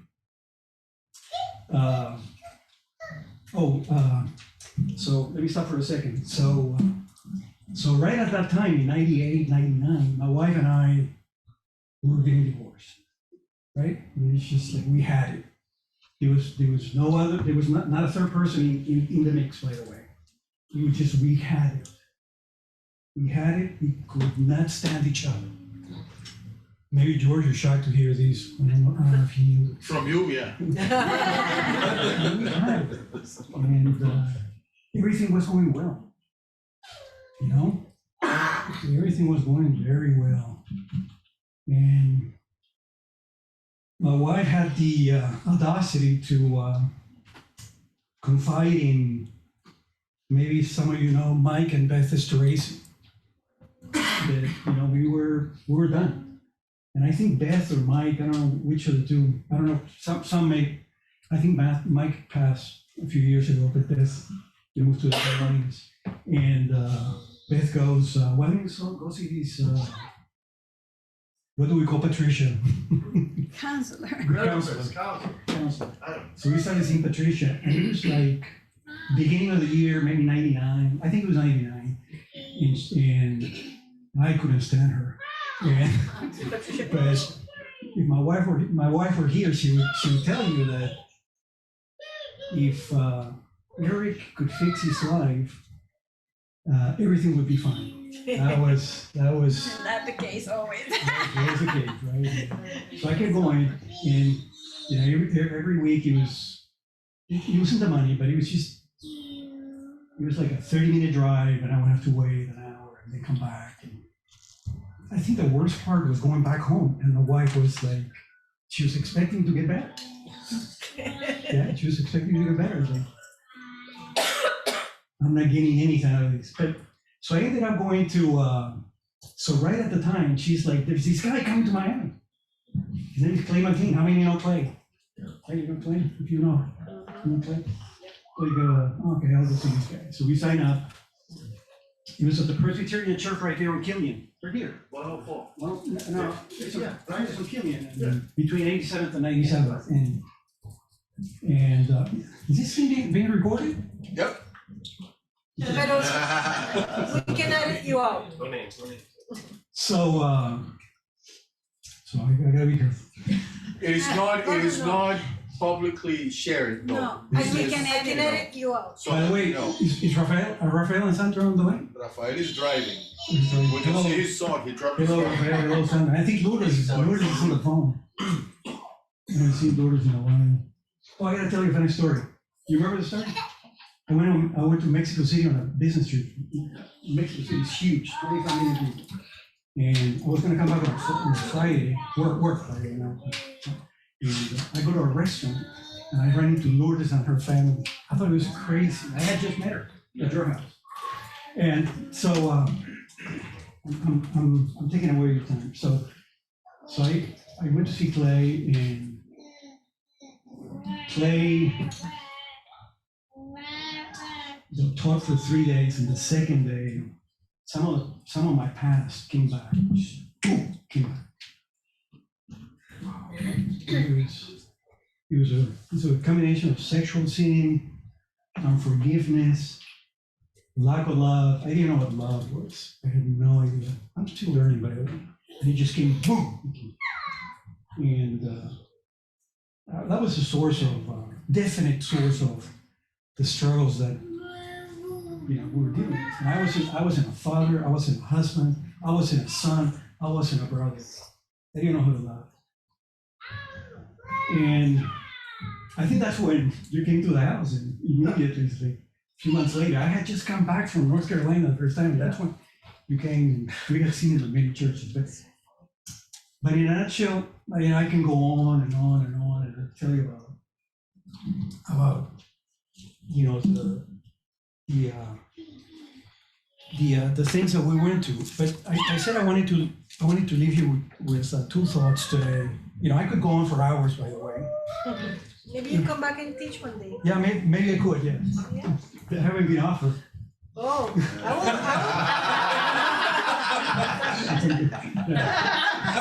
But I wanted to leave you with two thoughts. The first one is, Joanna, Joanna, you recognize the shirt I'm wearing?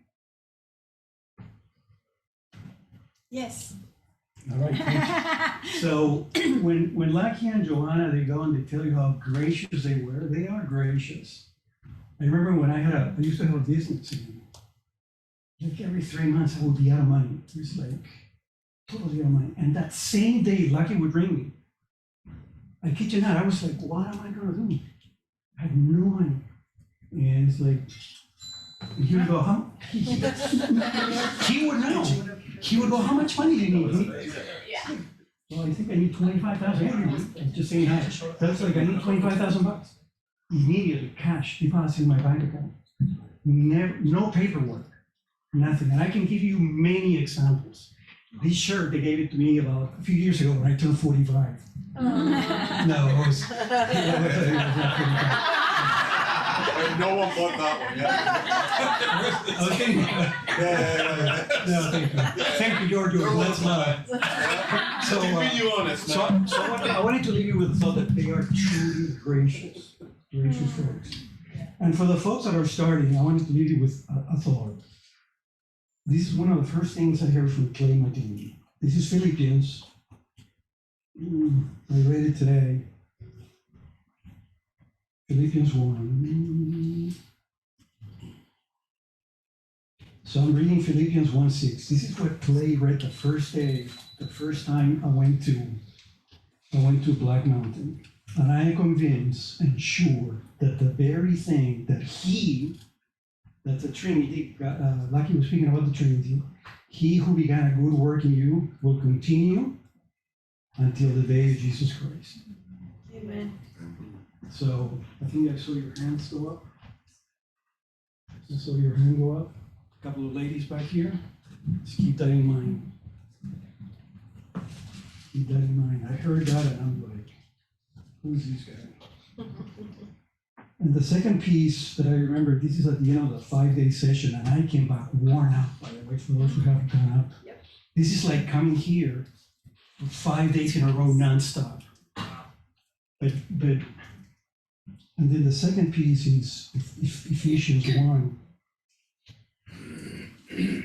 May blessing be to God, be to that God and Father of our Lord Jesus Christ, who has blessed us in Christ with every spiritual blessing in the heavenly realm. So everyone right here has been blessed with every spiritual blessing.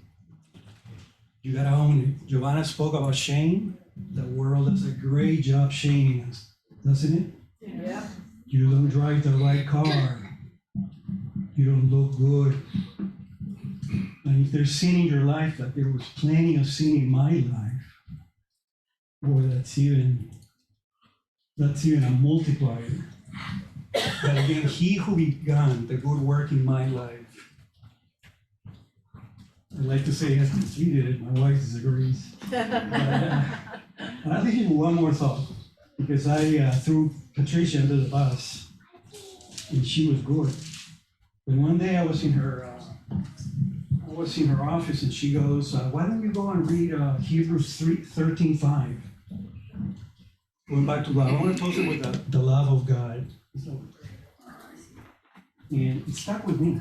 It stuck with me because sometimes when people read Hebrews 13:5, it's like, don't read it. That's for me only. It's not for you.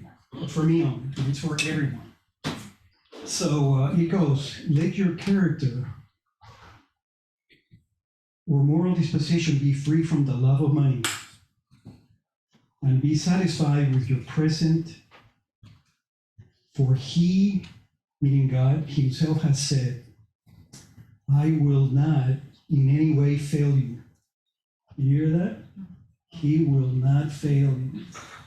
I'll stop for a second before I finish. We cannot judge God. You know, I've done it, I do it all the time. We cannot judge God by our circumstances. We can't do it. That's the one thing I wanted to leave you with today. Because he is the only one that signs the covenant, and he will stick to his word. Everybody speaks Spanish right here? Most people. Most everybody, maybe somebody can translate it. In Spanish, I grew up and my family was in business, and I remember hearing my grandfather and my father go, "Ese no tiene palabra." How do you translate that? That one has no word. He has no- No, doesn't have a voice. No, not voice. Word. You can't trust it. You can't trust it. You cannot trust it. I hear it all the time about us, children, about relatives, about business. And the only word that you can trust is the word of God. So let me finish. I will not fail you. I'm reading it verbatim on the Amplified, by the way. That's why I brought the Amplified. I will not fail you, nor give you up, nor leave you without support. I will not,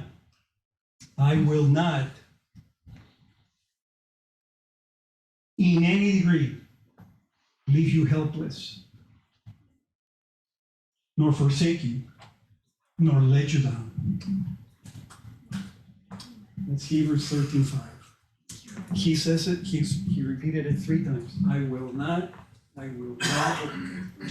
forsake you. I will not fail you. For those who are starting, or who have been here for a few months or a few years and they're still struggling, he will not fail you. And that's the Trinity. Amen? Amen.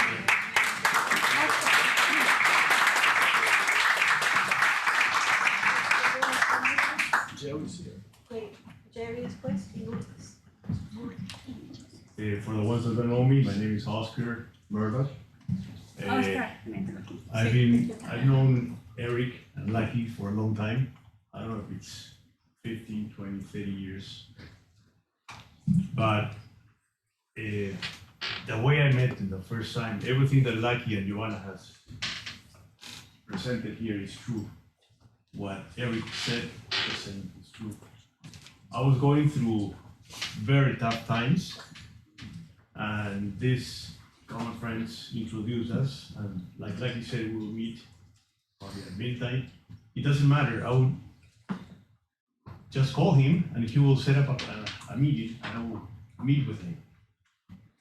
And one thing that they describe of me is, when we first saw you, we saw like your spirit coming out of your body. How was that making sense? And I'm sure Lucky never said that, but he probably will tell Eric, you communicate better with him, you communicate with him. To make the long story short, it was a process. I'm still in that process.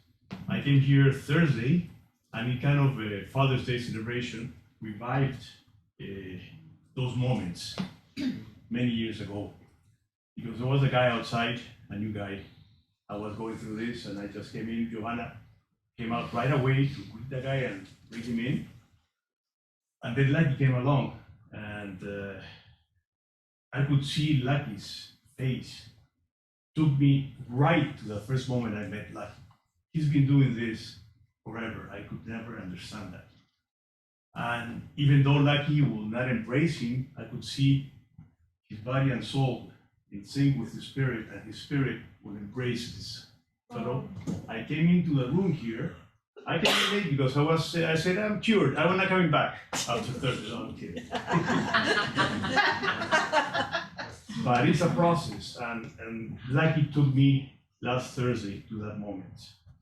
And well, back when I met them, I was married 25 years. It didn't work, but before that, we met way before.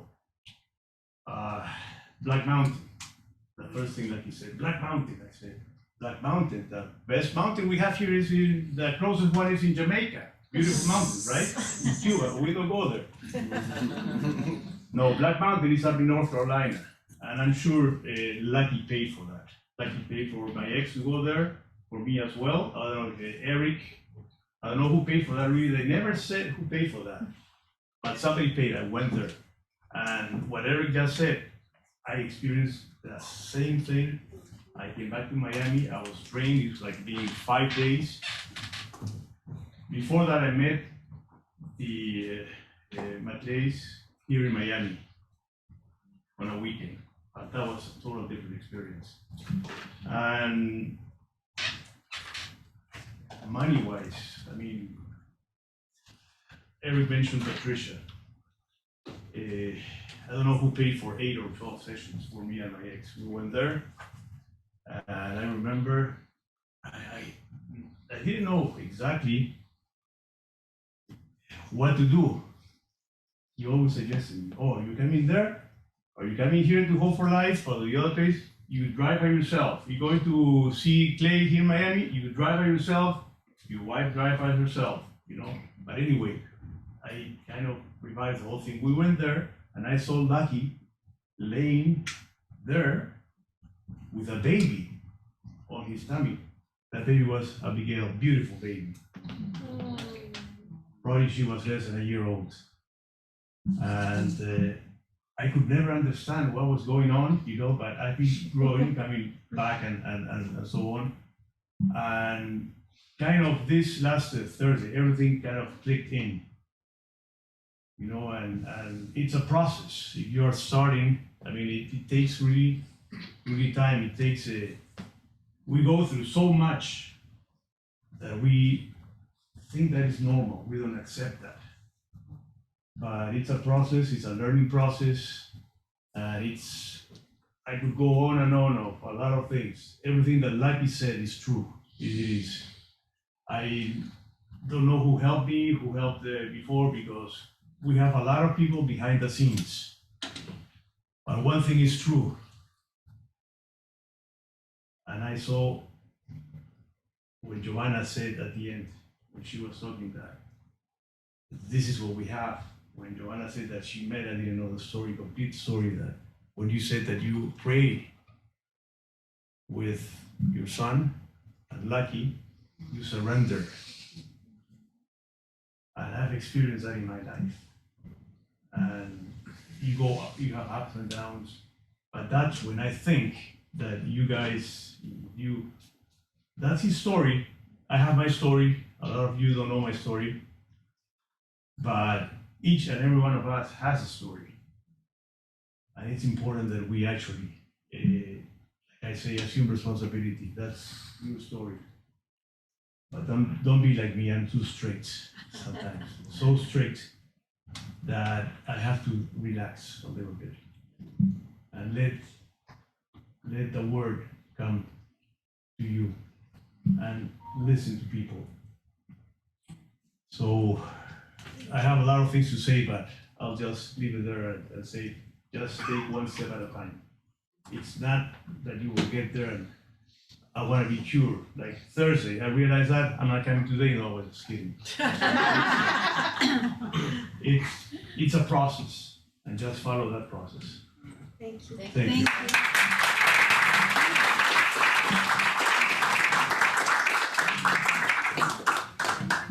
I'm back. Con esa, This is going to be very quick. I would like Renato, please. Jesus. Jesus. Jesus. Renato. Yeah. Renato. He wants you. You're in trouble. Renato. Hola. Whoa. I honestly haven't had the opportunity to share time with these two men here, but I am part of the love group, and I have all the respect in the world for both of them. For whomever is coming here and starting to come here, these would be two people that you can look up to. And my respect to both of you. That's true. Wow, all right.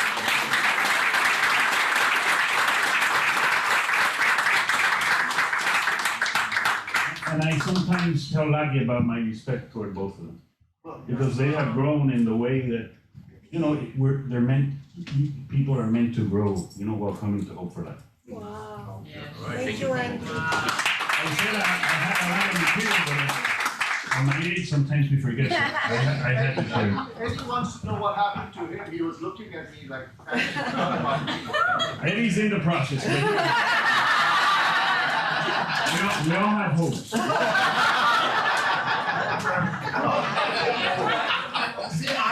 So we're gonna have someone on Zoom. Jerry, Yeah, we got it done. just very quickly, Jerry is the man Oh, who Jerry.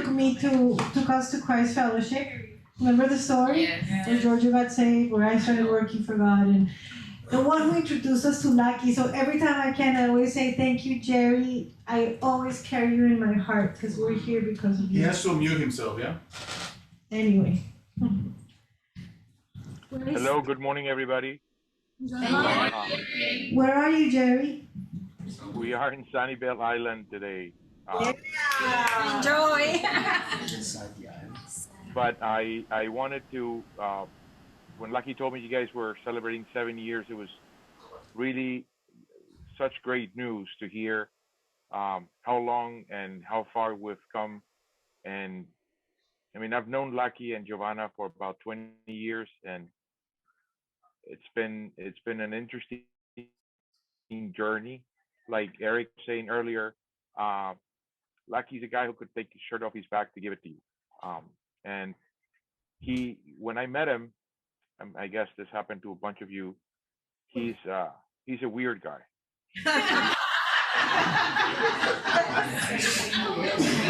but it's a good weird.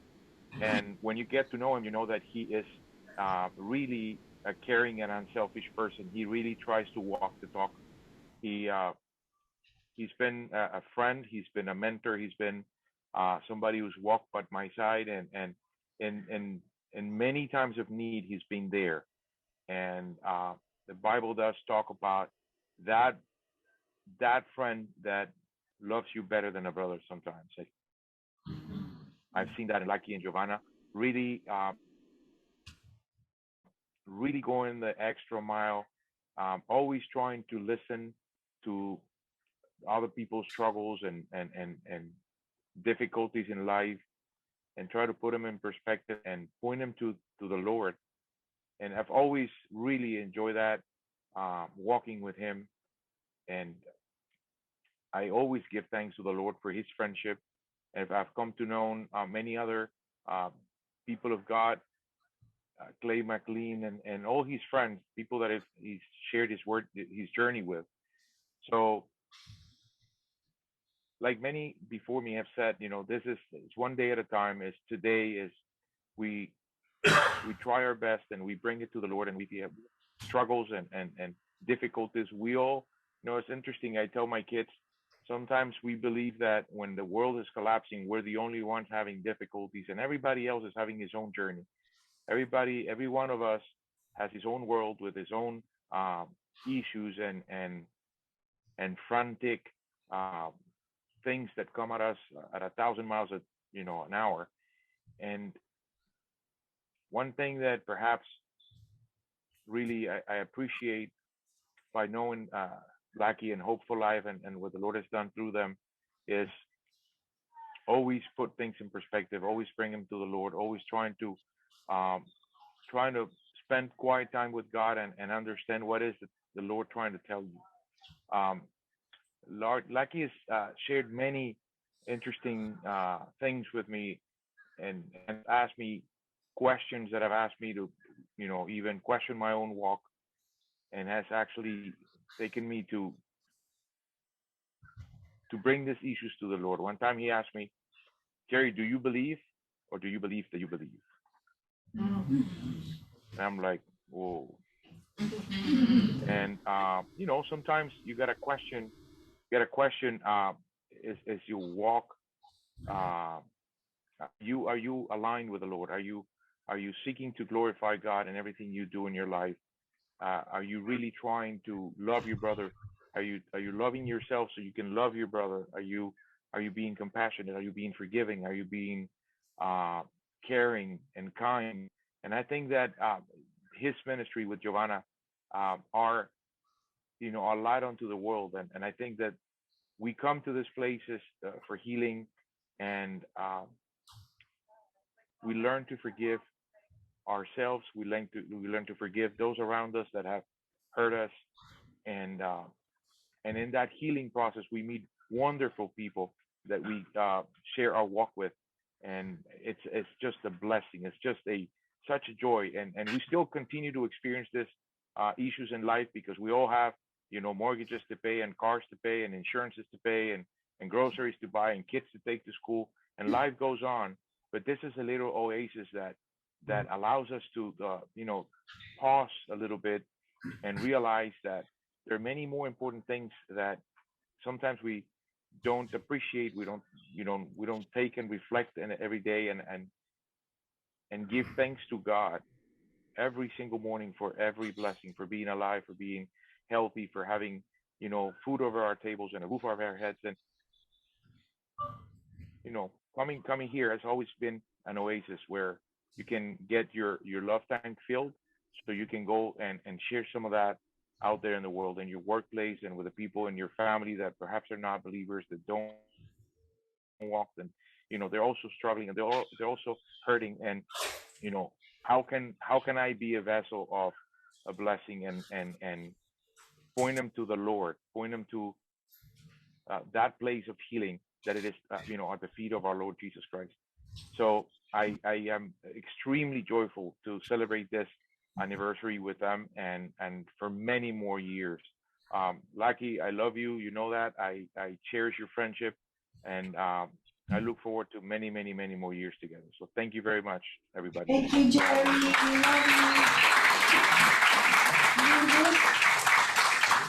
Lourdes is next. From Mexico, and Lourdes is Lucky and Giovanna's friend from the Hong Kong days, right? 30-something years. Hi, Lourdes. Hello, can you see me?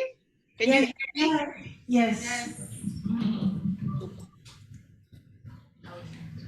Dear friends, I'm Lourdes, and I would like to share a bit of my walk with Hope for Life. I know Lucky and Jovi for more than 30 years. We met in Hong Kong when we were a bit younger, just a little bit. I would like to start by telling you how old we were, what we used to do, what has changed in us. I met Jovi in an interview where we were supposed to be rivals to get a work as writers for the Hong Kong's Latin American Women's Association newsletter.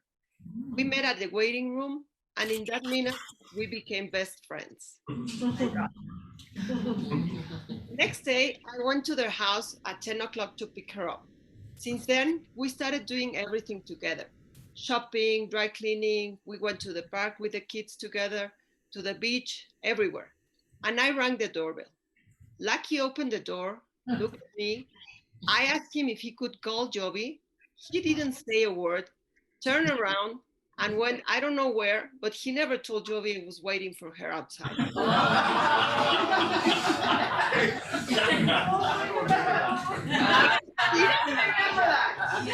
I enter, maybe this guy will call the police and they will come to arrest me. I didn't know what to do. So next day, I invited them to my house. We were both married. They arrived. They sat down in the living room, and Lucky and my ex-husband had a very fiery and heated discussion about relationships among people from different cultures. We, Jovi and me, we were so scared. We thought we would never see each other again. I don't know why, but since that weird date, we started going out for dinner, the four of us, every single night, and started a fantastic and amazing friendship. Our friendship became so strong that I named my son Lucky after him. Yes, there is another Lucky in this world. Lucky was always kind of depressed, bad-tempered, rude, unemotional, kindless. What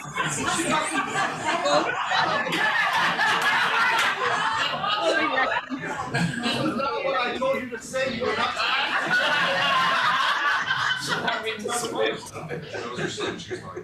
He used to shout at the kids, mine and his own, and I was very scared. I used to hide from him when he started yelling in his house. Today, I don't understand how I let him do that. I should have stopped him, but this is something I learned through him in Hope for Life many years later. Jovi and Lucky were very wealthy at that time, but I could see through the years how richer and richer they became. They bought very expensive houses in the most exclusive neighborhoods in Miami and in Hong Kong. They used to live in the most unique, exclusive region where only important people lived. They had fancy cars, fancy clothes, and a very, very fancy life. After our everyday dinners, Lucky used to take Jovi home, and he used to tell her that he had to take customers out. This was at 11 p.m.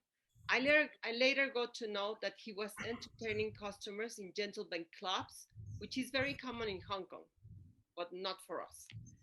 We used to go with them to a Catholic church every Sunday. Mass was in Spanish.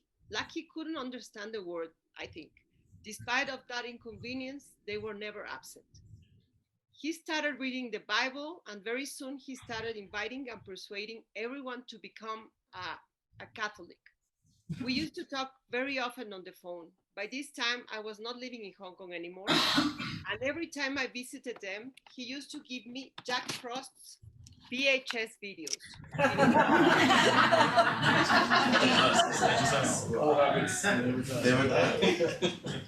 That was a kind of homework for me to watch in Mexico. And then he called me and asked me questions about Jack Frost. Did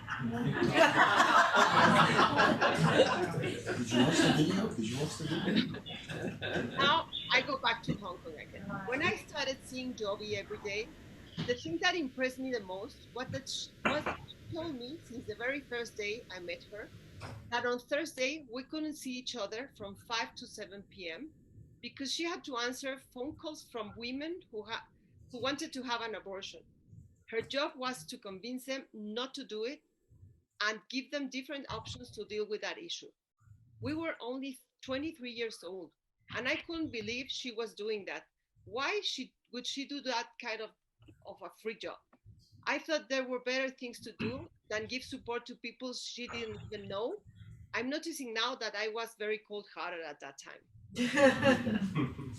I didn't like that we met anyone at the supermarket or at the mall or at a restaurant because she was always trying to help people. I got jealous of those people because she was not giving me her time. She was, and she's such an amazing person, always paying attention of little details that no one notices. And she immediately starts helping without being asked to do so. She lost, after that, when they were already living in Miami, she used to leave her house in Pinecrest in Miami at 5 p.m., just a little bit before that time, just to give a ride to all the house helpers from the surroundings so that they could catch their buses on time at the bus stop and to avoid them suffer from the high temperatures. She used to tell me, they must be so tired after working and they still have to walk a lot to she has that kind of heart. She's so gifted. My daughter says she's her second mom because she's always there for her. And I'm happy for that. I am a witness of many other stories, but Lucky gave me only 5 minutes to talk.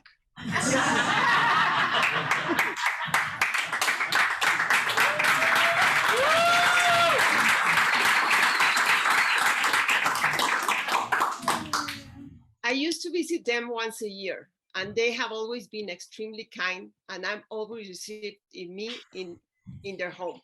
Lucky and Jovi's family is my own family. Thank you for that. That's the biggest present I've ever received.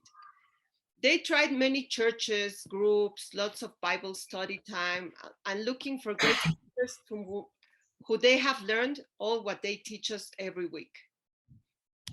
I saw for years the heart of Lucky for donating lots of money, how he lent money to friends who never paid back their debts.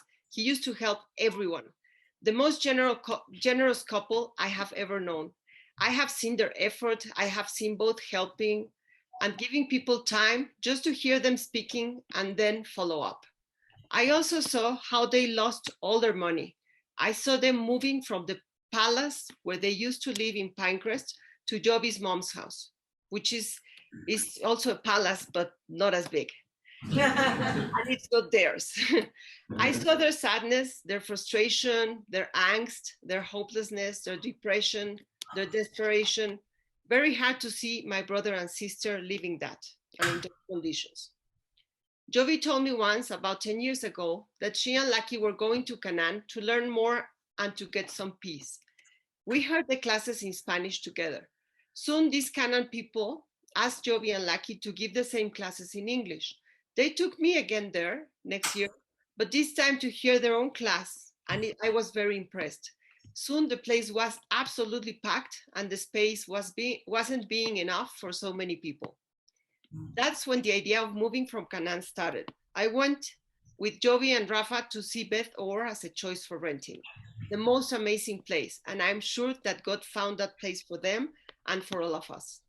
Congratulations for that place. Hope for Life came out of my life only in summer at that time. I was depressed every time I left Miami because I wanted to hear all the classes. I wanted to be there. God heard me and the pandemic started. Thank you. It's your fault with this. With that horrible event, online classes started and I was blessed. And since then, I have the opportunity to assist to most of the classes on Saturday. Thank God. I'm finding my way. I have learned so much from them and from other speakers invited by them. I have read William Paul Young's The Shack. I have watched the movie and I have met him personally in Hope4Life, which is one of the most amazing writers who have touched my heart and my soul through this book and his own biography. I have learned that with love and care, people can change, that the problem is not the problem. We must dig inside our hearts to see what is really the pain that is causing us that problem. I have learned to connect the dots, as Giorgio explained in last Saturday's class. I have learned about other people's pain. I'm not alone. I have also shared my own stories in front of this wonderful group. I think this moment where you must become very brave to share your own painful story in front of many people is absolutely one of the most powerful tools for our healing. I invite you to come to the classes. Jovi and Lucky are an amazing couple, amazing friends, amazing family, amazing people. I will end my story by telling you that I am a witness of the greatest, most unbelievable story of a couple who had nothing in common. And now you just need to see how Lucky stares at Jovi, admiring, taking care, and loving her over all things on earth. And she's the best wife and mother I have ever seen. All changes that Lucky has made in his entire life are still helping people. That's the way they live now. They made big efforts to be there and where they are now. Lucky, Jovi, I am very, very proud of you. I would love to live in Miami, to live that every day, to be part of this incredible group. I have taken my time. I have taken part of my life in just short periods of time to live the experience in person at Hope4Life. I already know very valuable people there. Congratulations for all your amazing efforts. I love you very much from the deepest part of my heart. I would like to share some pictures. May I? Yep.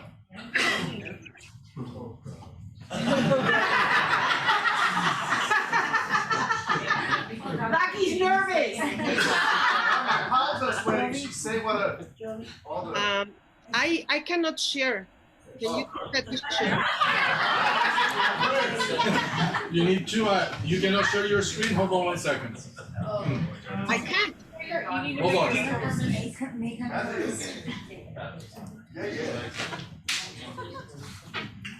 Try it now.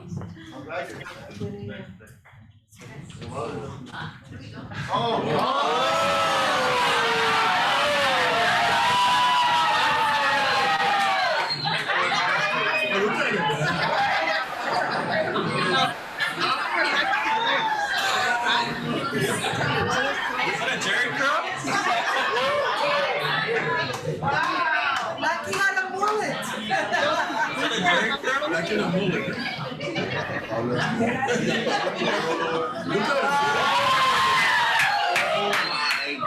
My son, Lucky, is named after him.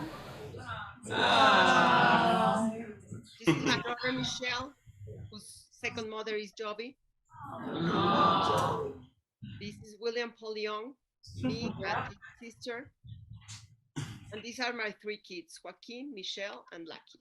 Wow. The handsome one's Lucky, by the way.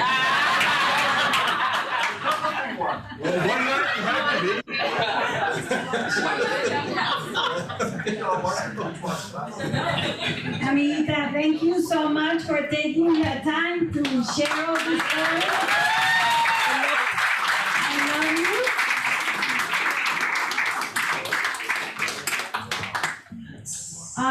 You know, there's so many people that has helped. I remember when we moved to our house, I had given all my furniture away because why put it in a storage? You know, it was gonna get bad. So I just gave it all away. So when we found a place to rent and leave, I had no furniture. And on December 23rd, I was sitting at a church service and all of a sudden my phone blinks and it had been Lourdes. I had just transferred $2,000. She's a teacher in Mexico, you know? She's divorced and, you know, she just works there. And she had sent me $2,000 and said, Jovi, I know you gave your furniture away. This money is not for anything but for you to go buy furniture for your house. So it's like everyone has helped along the way. And so we're very grateful. And Kiki. Wow, it's just so beautiful to see everything that has happened here, right? I feel like I have a frog in my throat. There's so many things that we can all say, but unfortunately or fortunately, sometimes when we hear experts saying something about us, we feel a little better, right?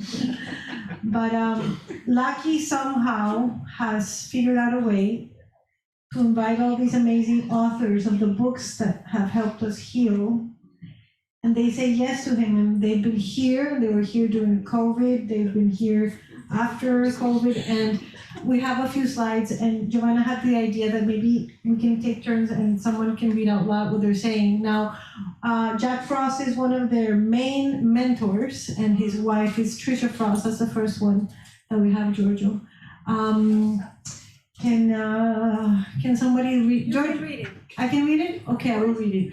Living in the world, getting to do what we get to do at Shiloh Place Ministries is always a huge honor to be able to participate in the development of another's relationship with the Lord. Your name, Hope for Life, is truly the goal of everything that you guys put your hands to. When a ministry is built on building a people, then that ministry will last forever. When that's not the goal, then change is only temporary. Your fruit and hope for life was birthed in the heart of Lucky and Giovanna's desire for people to be able to relate purely, honestly, uniquely, and forever with the rock, the cornerstone, and the foundation of love, which we build everything on. I think that what I love mostly about you guys is the pay it forward for others. Once a person comes in and feels they belong, healing happens and they take it back to their families.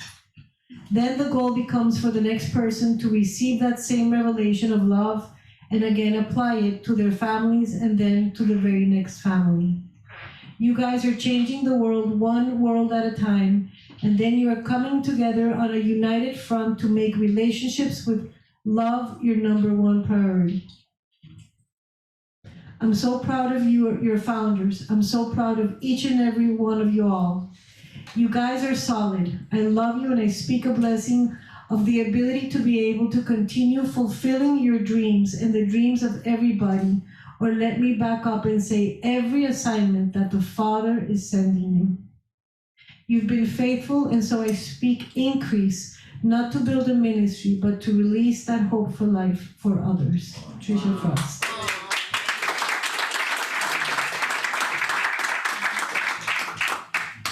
Somebody read out loud Dan Allender's. Beto. Hope for Life is a place of rest and flourishing, like a verdant garden where the heart can receive good care and grow the fruit that nourishes the soul. I am honored to be a part of your life-giving goodness. Awesome. The amazing people at Hope for Life do exactly what their name implies. They fill often hopeless and wounded people with hope for life. Incredible. Jamie and Donna Winship. Wanna read it, Brandon? At some point, Loud, Brandon.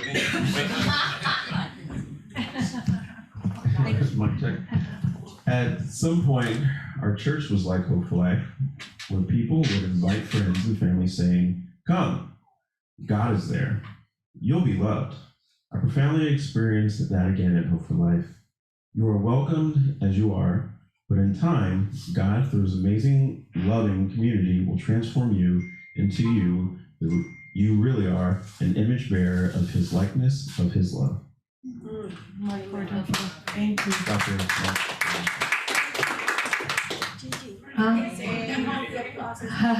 We can hold the applause and applause at the end if you want.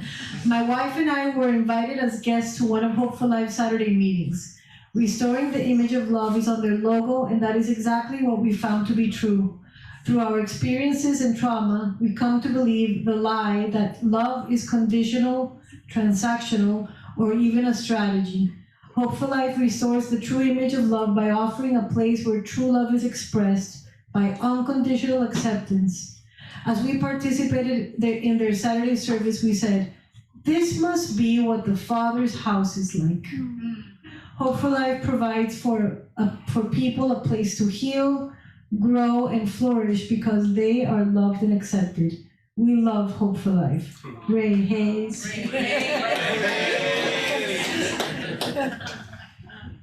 Who has the microphone? Me again? Okay. Hope for Life is one of the most unique and amazing ministries I have ever known. Countless people have encountered God through their people and have been renewed and restored by his amazing power and grace through this raw and genuine place.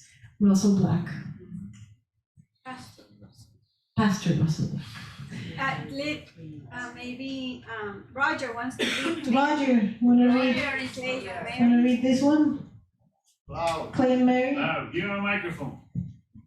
Brandon, go give him a microphone. Give him a microphone. Yeah, Brandon.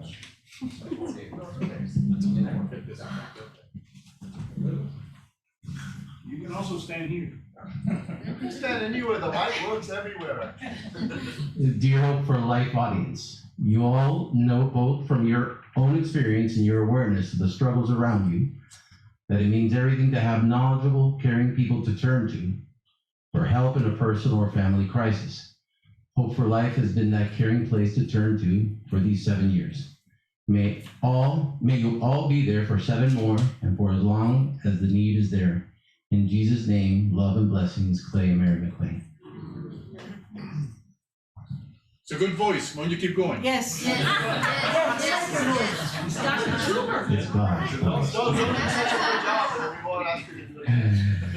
Congratulations on the 7th year anniversary. Truly 7 years of enlightened work serving all who search for meaning in these uncertain times. Dr. Jethro Schumer. Not in Spanish. All right. From Dr. Trish Lee, being with all the wonderful people from Hope for Life was an inspiring and transformation-provoking experience. Not only was it an honor to be able to share my knowledge and experience with them, I enjoyed spending time with them and benefited from the hope, optimism, and joy they exude. In these difficult times, people need people. More than that, they need the right people. You can find the right people at Hope for Life. I can't wait to come back and spend more time with everyone there. John Lynch, Mr. Cuban Coffee.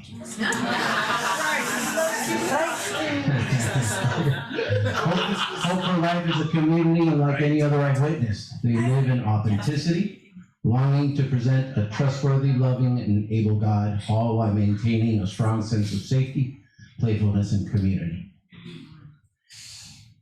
I'm William Paul Young.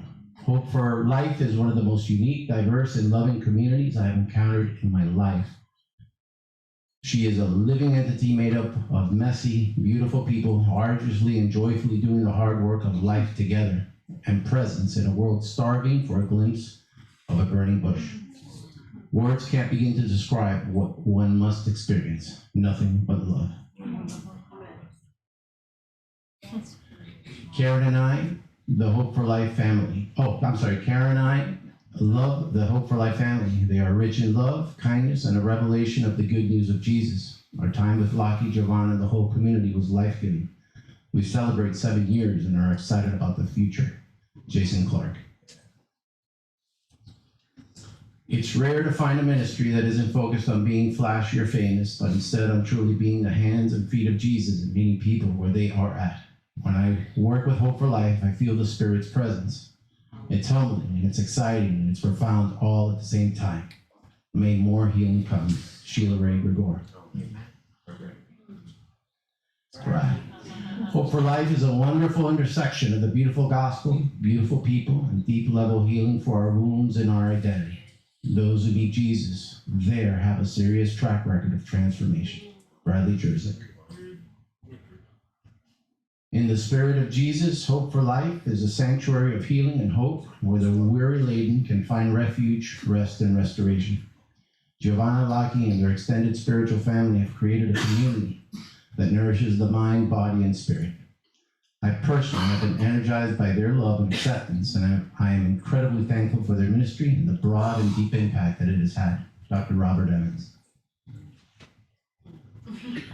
I've had 2 occasions to be among the community at Hope for Life and came away both times blessed by the rich environment they have created for healing and authenticity, deeply grounded in the love of a gracious Father. There's room here to hurt, to wrestle with doubts and questions, to be loved, and to discover a deeply rewarding life of growing trust in Jesus. Wayne Jacobson. Last one. Hope for Life is the most authentic community I've ever visited. Folks are real and authentic and honest about who they have been, who they're becoming, and who they hope to be. That people can gather and share their pain and weaknesses without judgment and move towards healing and restoration with the help of the community. It's moving and profound. Hope for Life is an inspiring community. I'm proud to be called a friend. Eden Jerzak.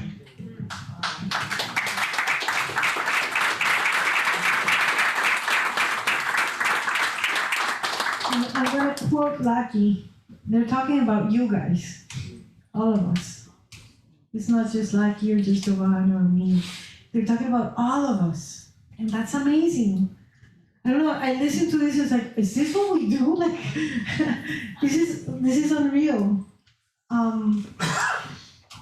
We're gonna close with something beautiful and created by some of us here.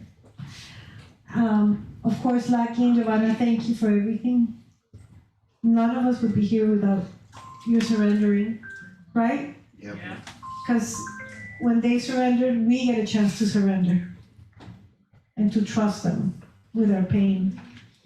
And one of the most difficult things that Lucky and Giovanna have been trying to do is to help us face our pain.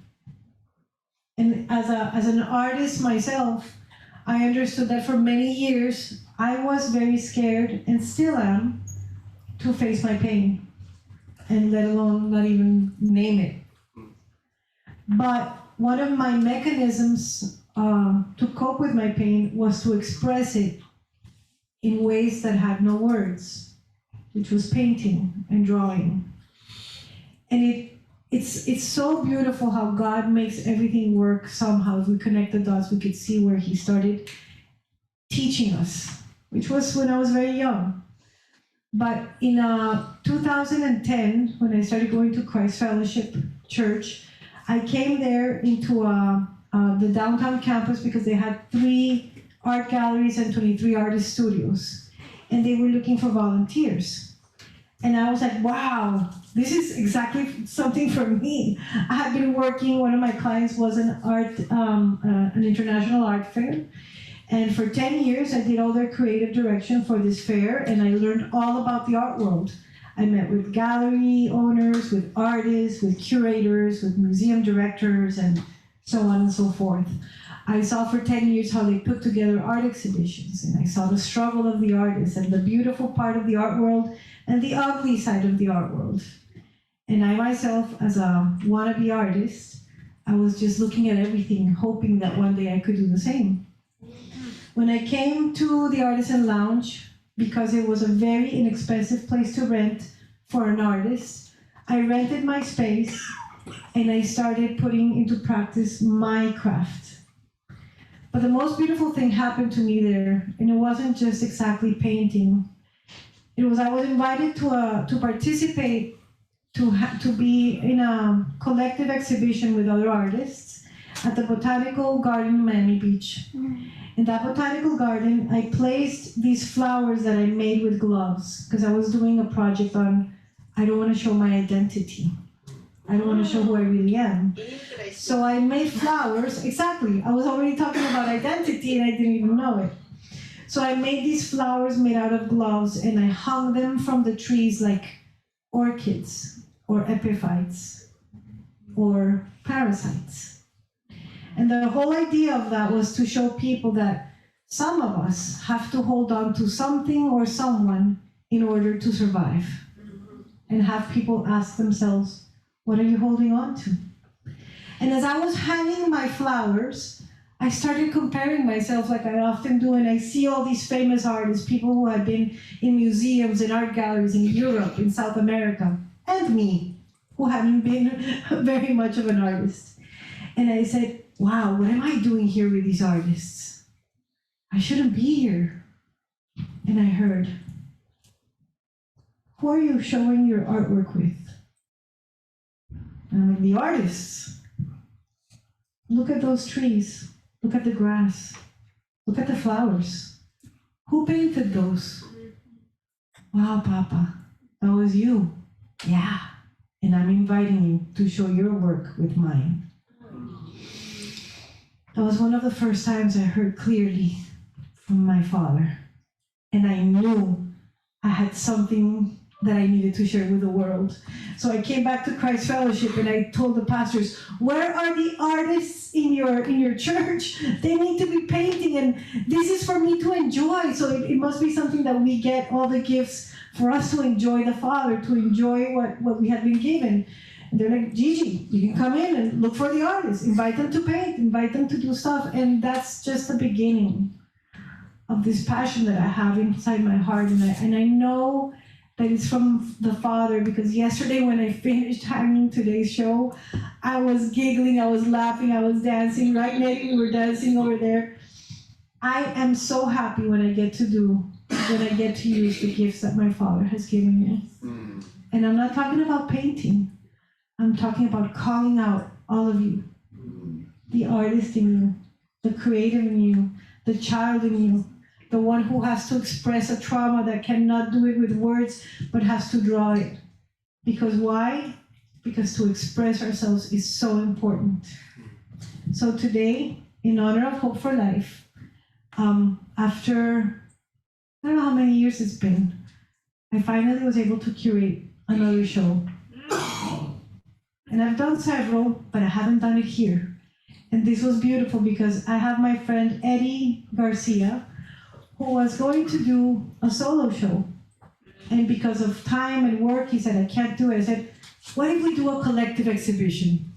Guys, it takes about 3 months to put it together. We did it in 10 days, so give yourselves a round of applause. We did it. We did it together. Yeah, I did it, but we did it. Everyone who's participating is showing their naked heart in that gallery. So I'm going to ask you, when you walk into the gallery, just like we do it here, hold that artwork with reverence and love and see what their story tells you about your story. It's not easy to be naked here or there. Some of these paintings are expressing things for the first time. Is Sam here? Is Sam? Somebody go get Sam. Let's go get him. Go get him. About a few years ago, when Eddie started showing me his photographs, I told him, man, you have talent. I promise you, I would love to curate your first solo show, and we're gonna do it one day. He's gonna have his first solo show. But we had 16 entries, I think 13, 14 artists are participating. Come here, Sam.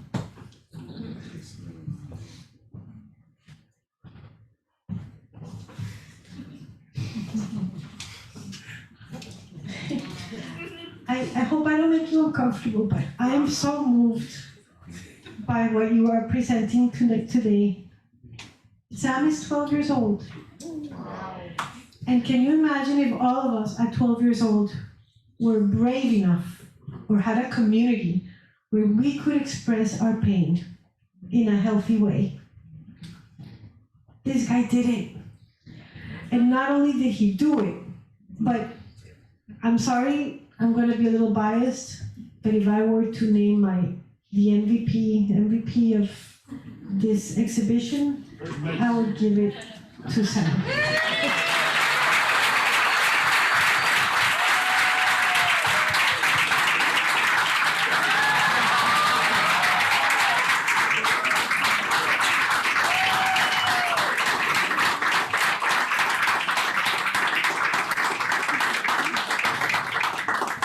Sam, but you never forget that you have a family and a community. Life has its ups and downs, but what you expressed in there is so healthy. It's so healthy. Don't stop. And who knows what's gonna happen after today? Do you wanna say anything? Do you wanna say anything? Do you want to? I would like to say thank you for everybody who has been a healthy community to me, especially my friends, Lockie, Giovanna, Gigi, a lot of other people, and they really helped me get through tough times. So thank you, everybody.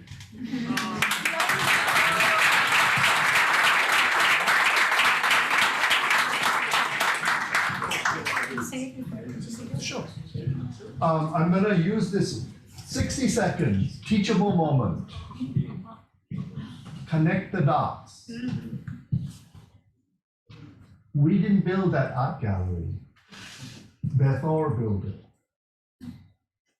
And they built it for many reasons. I don't know what they are.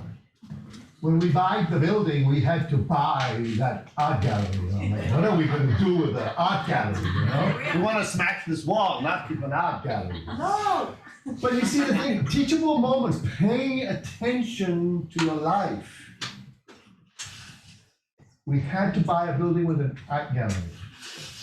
Little did we know that 6 months later, the art gallery Bethor built for themselves had nothing to do with us.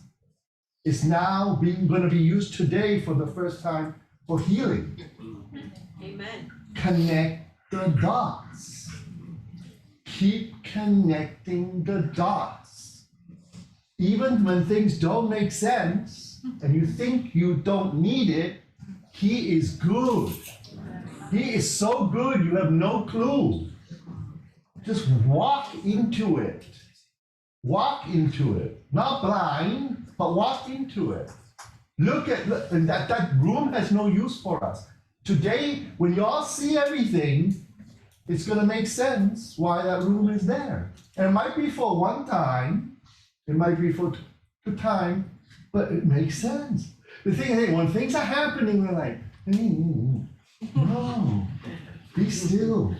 Ask him, what's going on here? He will show you in his time, in his way, not in your schedule. He doesn't run according to your schedule. Sorry. Get over it. And if not, come see me. I'll help you get over it. I just want you to connect the dots again, you know? I mean, connect, I don't know, this is so important, I think. Okay, thank you very much.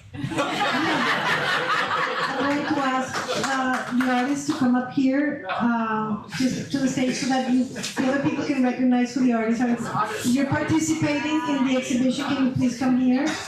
And I have a video to show before. Don't walk out yet, guys. Don't walk out. Everyone that's participating, come.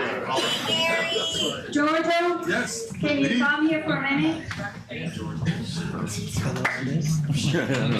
Before we continue with the artist and the video that we're going to play, I do want to take a time to thank Gigi and Giorgio for being with us from day one. They embarked with us in that boat that we were taking, that ride. We didn't even know where we were going, and they just came along. They didn't know we were going to go sink, and they came with us. Sinking with you is fun. And they're still here today. But also, I want to acknowledge somebody else, Don Rafa.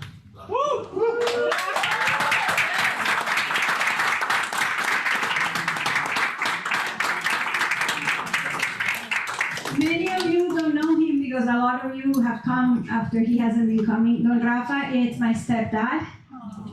Lovely.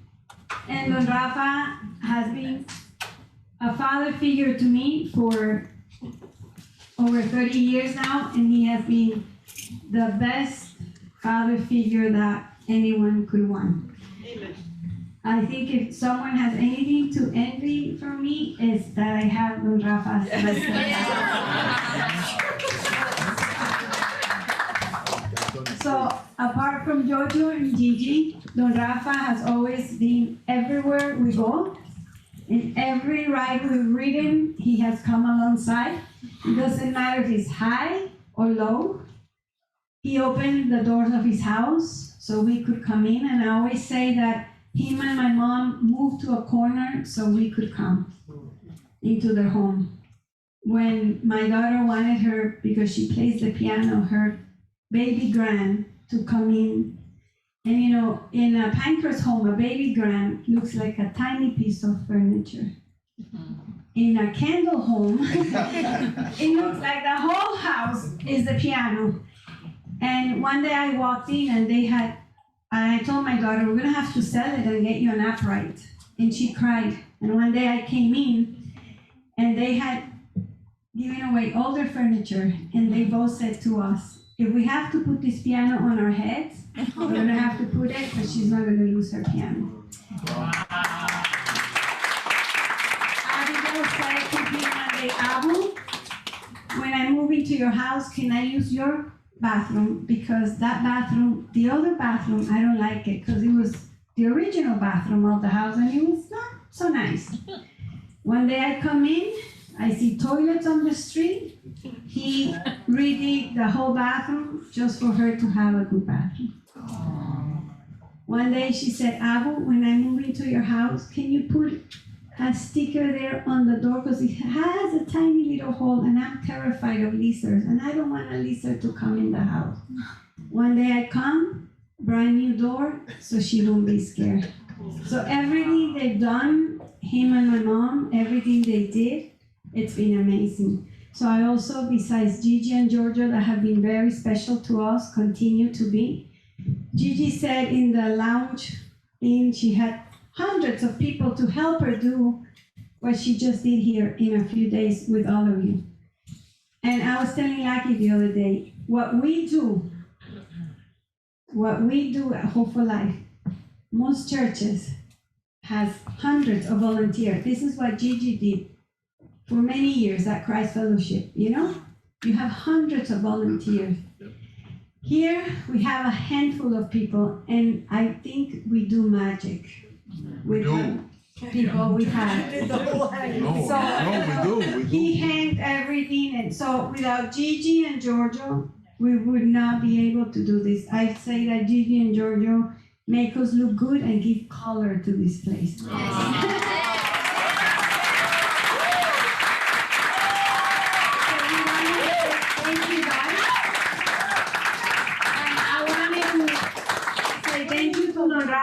Because he has been with us from day one. There's still things that he pays, he donates. Before he was here every day. Now he's not, because now he stays home with my mom because she's having some little health issues. So he stays there. But Don Rafa, Gigi, and Giorgio, I wanted to say thank you publicly for always being by our side. And recognize all of our friends like Andy and Soraya, like Eric, you know, that have come alongside us too, and Lourdes and the Passwaters and so many people that have makes all this possible. We do not charge a penny. We do not charge for nothing that we do here. But all of you make all this possible. And today we're not going to ask for a donation because there's no time and we have other important things to do. But bills and things still run. So we leave it up to you. But thank you, and Gigi. Thank you.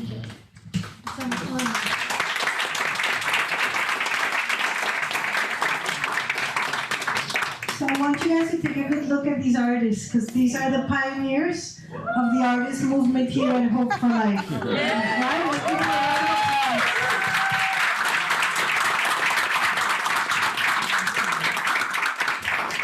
Some are professional artists, some are aspiring artists, some are writers, some are sculptors, some are dancers. So we're going to go into the art gallery so you guys can take a seat. Now you know who the artist is. Yes, let's give them a round of applause. I love you guys.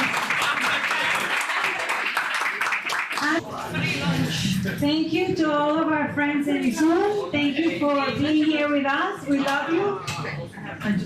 And happy birthday, Hope for Life.